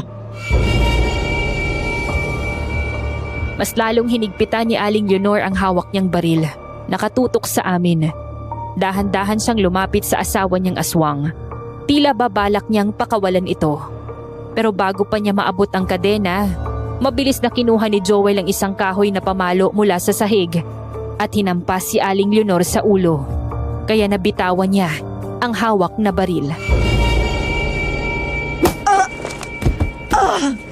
Anong ginawa mo, Joel? Tumakas na kayo! Bilisan ninyo! Ngunit hindi pa man kami nakakalabas ng pinto. Mabilis na nadampot ulit ni Aling Leonor ang baril mula sa sahig at pinaputukan si Joel sa binti. Joel! Tayo na, Clara! Bilisan mo! Pero humarang si Aling Leonor sa pinto. May sugat man siya sa ulo, malakas pa rin siya at muling itinutok ang baril sa amin. Saan kayo pupunta? Hindi kayo makakatakas dito. At para mas masaya, hindi ko naaalisin ang kadena ng aking asawa. Hahayaan ko siyang magwala ng magwala. Dahil kapag gutom na gutom siya, kusa niyang nawawasak ang kadena. At lalapay niya kayong tatlo. Wala kang kasing sama! Pakawalan mo sila! Wala silang kasalanan sa'yo! Kahit ako na lang ang maiwan, Leonor. Pakawalan mo lang si Clara, pakiusap. Hindi kita iiwan, Manang Edna. Para na kitang tunay na ina at hindi ako makakapahig na maiwan ka rito. At sino naman na nagsabi sa inyo na may paaalisin ako? Wala! Lahat kayo ay magiging pagkain ng aking asawa!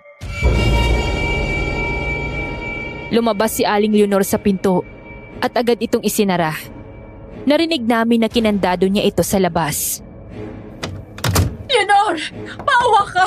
Huwag mong gawin ito! Pakawalan mo sila, Aling Leonor! Kahit sila na lang, huwag na ako! Hindi na kayo pakikinggan. Wala nang saysay ang makiusap. Ayos ka lang ba, Joel? Panay ang pagdurugo na binti mo. Huwag niyo akong intindihin. Malayo ito sa bituka. Anong gagawin natin? Mukhang malakas ang halimaw na yan. Tignan nyo. Malapit na niyang masirang kadena. Umaalingaw-ngaw ang malakas na pag-angil ng aswang. Ang mga kadena ay kumakalansing at halos maputol na yon. Nakakatakot ang pag-angil nito. Parang hayop na galit na galit. Huwag kayong matakot. Ako ang harang sa kanya kapag nakawala siya riyan. Hindi mo kailangan gawin yan, Joel. Sobra-sobra ng pagtulong mo sa amin. Kung kailangan kong ibuwis ang buhay ko, gagawin ko. Wala na rin naman akong pamilya. Ulila na ako. Wala na akong ibang mapupuntahan. At least bago ako mamatay, May nagawa akong mabuti sa aking kapwa. Huwag mong sabihin yan, makakaalis tayo rito. Makakaalis tayo sa impyernong lugar na to. Habang tumatakbo ang oras, mas lalo ring lumuluwag ang mga bakal na kadena na nakakabit sa halimaw. Maya-maya, halos tumigil ang aking paghinga nang marinig kong bumigay ang isa sa mga yun. Malapit na makawala ang aswang. Natataranta na kami nang may marinig kaming ingay mula sa labas. May nagtatanggal ng kandado sa pinto. Huwag kayong maingay. May naririnig ako. Parang may nagtatanggal ng kandado sa labas. Baka yung baliw na si Leonor yan. Clara, maghanda ka. Kapag pumasok siya, aatakihin natin. Agawin mo agad sa kanyang baril. Ako nang bahala sa kanya pagkatapos. Sige po, Manang. Mag-ingat kayo. Tuso si Aling Leonor. Baka patibong lang yan. Huwag kang mag-alala, Joel. Mag-iingat kami. Kailangan namin gawin to para makatakas tayo rito. Nakahanda na kaming dalawa ni Manang Edna. Nakakuha na ako ng pamalong kahoy habang siya naman ay may hawak na tubo. Di nagtagal, dahan-dahang bumukas ang pinto. Handa na kaming sumugod, ngunit napatigil kami nang makita kung sino ang pumasok. Kayo? Monica? Fatima? Anong ginagawa niyo rito? Huwag po kayo matakot. Nandito kami para itakas kayo. Anong pinagsasasabi mo? Hindi ba kasabot kayo ng nanay niyong baliw? Kasama na kayo sa pagtatago sa tatay ninyong halimaw dito sa atik. Hindi na po namin kaya. Hindi na po namin kayang may mamatay pa ulit dahil kay tatay. Wala kayong kasalanan. Hindi kayo dapat mamatay. Bilisan na po natin habang tulog pa si nanay at hindi pa nakakawala si tatay sa kadena niya. Kailangan niyo na pong makaalis bago magising si nanay. Nagkatinginan kaming tatlo ni Manang Edna at Joel. Alam naming wala ng oras para magtanong pa. Lumapit ako kay Joel at inalalayan siyang makatayo. Maraming salamat sa inyo. Tatanumin namin tong malaking utang na loob. Manang, tulungan niyo po akong alalayan si Joel. Kaya ko pa namang tumayo at maglakad. Huwag kayong mag-alala sa akin. Bilisan na natin. Baka magising na si nanay. Dahan-dahan kaming lumabas sa atik. Pero bago pa man kami makatawid sa pinto, narinig namin ang malakas na kalabog mula sa likuran namin. Napalingon kami at doon namin nakita ang halimaw. Nanlaki ang mga mata namin nang halos maputol na ang isa sa mga kadena sa katawan ng aswang. Nagmamadali kaming lumabas. Si Monica ang nasa huli. Hawak ang pinto. Bago niya pa ito maisara, biglang lumusot ang kamay ng halimaw mula sa siwang ng pinto at mahigpit na hinawakan ang braso ni Monica.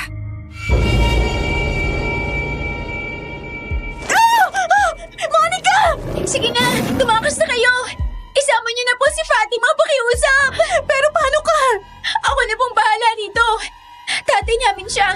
Hindi niya ako sasaktan. Sige na, umalis na kayo bago magising si nanay. Halos mapatid ang hininga ko habang pinipilit kong hilahin si Fatima palayo. Nakatingin siya kay Monica na pilit kumakawala sa kamay ng halimaw. Hinila ko sa braso si Fatima, habang si Manang Edna naman ay tinutulungan si Joel bumaba sa hagdan. Sa likod namin, naririnig ko pa rin ang mga pag-angil ng halimaw at ang mga sigaw ni Monica. Wag po, tatay! Wag po! Ate! Ate ko! Wala na tayong magagawa, Fatima. Kailangan natin makaalis dito. Huwag kang mag-alala, kami nang bahala sa iyo. Hindi ka namin pababayaan. Kawawa naman si Monica. Maaari ba natin siyang balikan? Wala na ho tayong oras. Kailangan natin makaalis dito bago pa magising si Aling Leonor. Sa likod namin, narinig ko ang isang malakas na kalabog. Hindi ko alam kung ano yun. Baka nakalabas na ang aswang. Pero hindi ko na kayang lingunin pa. Mabilis kaming tumakbo papunta sa pinto palabas ng mansyon. Ramdam ko na ang malamig na hangin sa labas. Ilang hakbang na lang, makakalabas na kami. Ngunit bago pa man namin naabot ang pinto, biglang may humarang sa amin. Si Aling Leonor. May hawak na baril at ang mga mata niya ay nag-aapoy sa galit. At saan kayo pupunta? Tatakas kayo? Oh. Teka, Fatima anak, anong ibig sabihin nito? Tama na po, nanay! Paalisin niyo na po sila! Itigil niyo na po ni tatay ang mga kasamaan niyo! Pati si Ate Monica nadamay na sa mga ginagawa niyo! Kayo ng Ate Monica mo nagpatakas sa kanila sa atik? At nasaan ang ate mo? Anong nangyari? Napahamak ang anak mo dahil sa kasamaan mo, Aling Leonor! Baka nilapan na siya ng sarili niyang ama. Hindi, ang anak ko, hindi pwede mangyari yon. Monica, anak ko! Sa sobrang gulat ay napasigaw si Aling Leonor. Napaluhod siya sa sahig at napahagulgol. Ngunit ilang sandali lamang, napalitan ang kanyang luha ng matinding galit. Nilingon niya kami, ikinasa ang baril at muling itinutok sa amin. Napaatras kami sa takot. Kayo ang may kasalanan nito. Kapag may nangyaring masama sa panganay ko, hindi ko kayo mapapatawad. Kaya ngayon pa lang, sisiguraduhin kong walang makakalabas sa inyo ng buhay sa mansyong ito. Tumigil ka na po, nanay! Hindi po ako papayag na saktan mo sila! Umalis ka sa harap nila, Fatima. Silang dahilan kung bakit napahamak ang ate mo. Ibaba mong baril, Aling Leonor! Mapapahamak ang anak mo, pakiusap! Tigilan mo na to! Fatima! Tumabi ka! Huwag kang... Ngunit hindi na natapos pa ni Joel ang kanyang sinasabi sapagkat biglang pumutok ang baril. Napatakip ako sa tenga ko. Parang tumigil ang mundo sa isang iglap. Naramdaman ko ang dugo sa braso ko. Nang tumingin ako, nanlaki ang mga mata ko. Si Fatima. Nakayakap siya sa akin. Duguan. May tama ng bala ang katawan niya. Fatima! Ay, Diyos ko! Anong ginawa mo sa anak mo, Aling Leonor? May tama ang bata. Nabaril mo siya, Leonor. Hindi. Fatima, anak! Bakit ka humarang? Anak ko! Napahagulgol siya. Halos hindi makapaniwala sa nangyari. Niyakap niya ang katawan ni Fatima habang umiiyak at nagsisisigaw. Ilang sandali pa, uminto siya sa pag-iyak at tinitigan kami ng masama at muling itinutok sa amin ang baril. Dahil sa inyo namatay ang bunso ko! Magbabayad kayo! Ang susunod na bala ay para sa ulo ninyong tatlo! Napaatras kami. Si Manang Edna ay napahawak sa bibig niya sa gulat, habang si Joel naman ay dahan-dahang pumupwesto sa harap namin ni Manang. Kahit nanghihina dahil sa sugat sa kanyang binti. Maya-maya, biglang tumalon mula sa itaas ang halimaw na kanina'y nasa atik. May bahid ng dugo ang katawan nito. Napaluha na lamang ako dahil kilala ko kung kanino ang dugong yun. Ah, Diyos ko! Ang aswang! Nakalabas na sa atik! Naloko na. Ano na ang gagawin natin? Ang halimaw. Nakalaya na. O Diyos ko. Paano na tayo makakaalis dito? Mahal ko, nasan si Monica? Anong ginawa mo sa anak natin?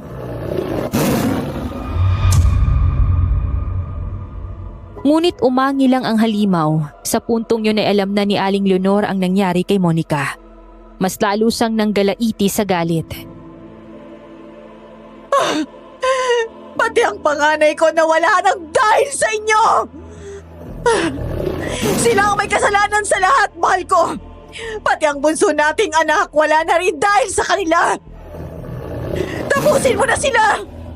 Ipaghiganti mo ang mga anak natin! Biglang gumalaw ang halimaw. Tumayo ito ng tuwid. Lumingon sa amin at tila handa ng sumugod. Nalinti ka na. Tara na! Susugurin tayo niyan! Clara! Joel! Tumakas na kayo. Kailangan ninyong mabuhay. Ako na nga harap sa kanila. Hindi, Manang. Anong ginagawa mo? Tigilan mo yan! Lahat tayo aalis dito ng buhay! Manang, wag! Aalis tayong tatlo rito! Hindi ka namin maiiwan dito! Kapag hindi kayo umalis, sabay-sabay tayong mamamatay rito. Umalis na kayo! Tulungan niyo na ako! Aba, nagpapakabayani ka pa, Edna. Baka nakakalimutan mo. Nakatutok pa rin sa inyong baril ko. Walang makakaalis dito. At dahil gusto mong mauna, pues, pagbibigyan kita. Papaunahin na kita sa impyerno! Pinaputukan ni Aling Leonor si Manang Edna.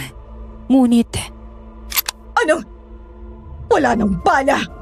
Puiset! Lumabas na kayo! Joel, itakas mo na si Clara. Bilisan ninyo! Pero Manang, Tara na, Clara. Wala na tayong oras. Kailangan na natin makaalis dito. hinila ako ni Joel palabas ng pinto. Hindi ko alam kung saan niya kinukuha ang lakas pero kahit hirap na hirap siya dahil sa sugat sa binti, pinilit pa rin niyang makalabas kami sa mansyon. mahal ko, tumatakas sa mga bihag. Huwag mong hayaang makaalis sa mga pagkain mo. Dadaan muna kayo sa ibabaw ng bangkay ko bago ninyo sila masundan! Habang tumatakbo kami ni Joel palayo sa mansyon, narinig namin ang malakas na sigaw ni Manang Edna.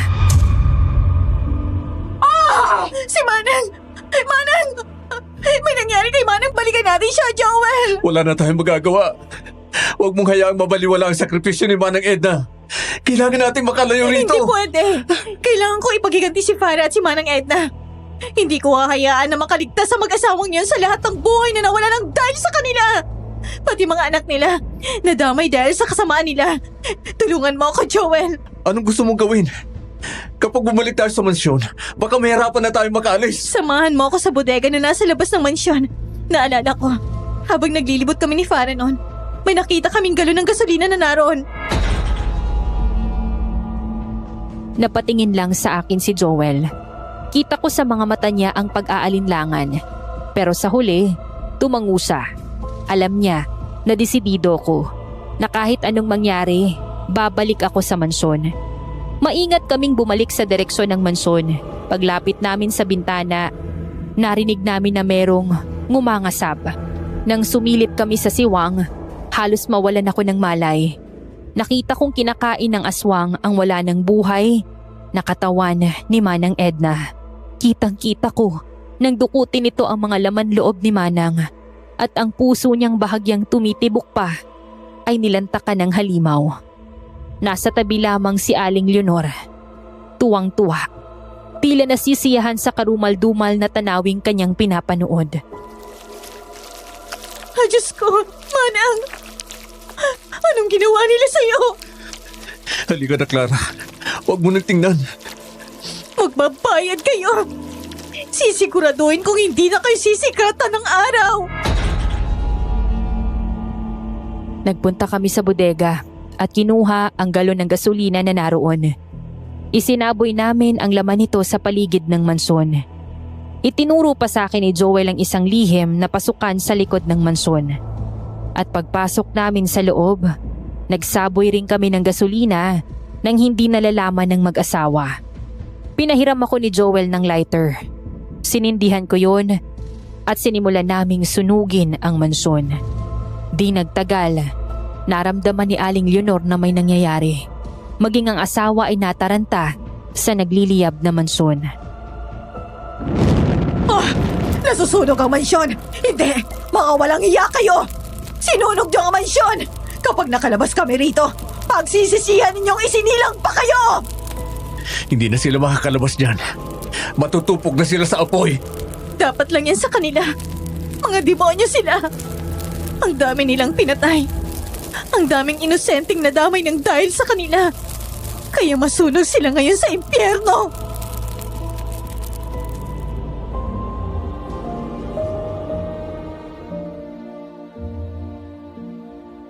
Malapit nang mag-umaga nang maisip naming umalis na sa lugar na yon. Habang naglalakad kami, may nakasalubong kaming mga kalalakihan. Humingi kami ng tulong sa kanila at sinabi naming nasusunog ang mansong bakasunan sa gubat at kami lamang ang nakaligtas. Pinalabas na lang namin na pinasok ng mga masasamang loob ang bakasunan bago nagkaroon ng sunog at nabaril si Joel sa binti upang hindi kami panghinalaan. Dinala nila kami sa pagamutan sa bayan upang maipagamot ang sugat ni Joel. Maayos akong nakabalik sa Maynila at ipinangako ko sa sarili ko na hinding-hindi na ako babalik sa lugar na yon.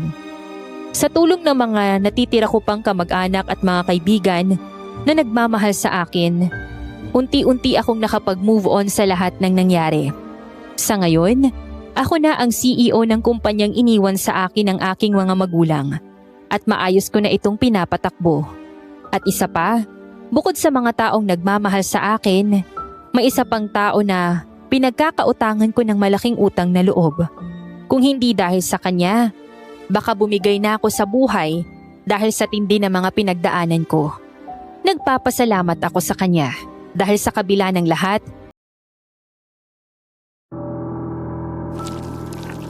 Nanay,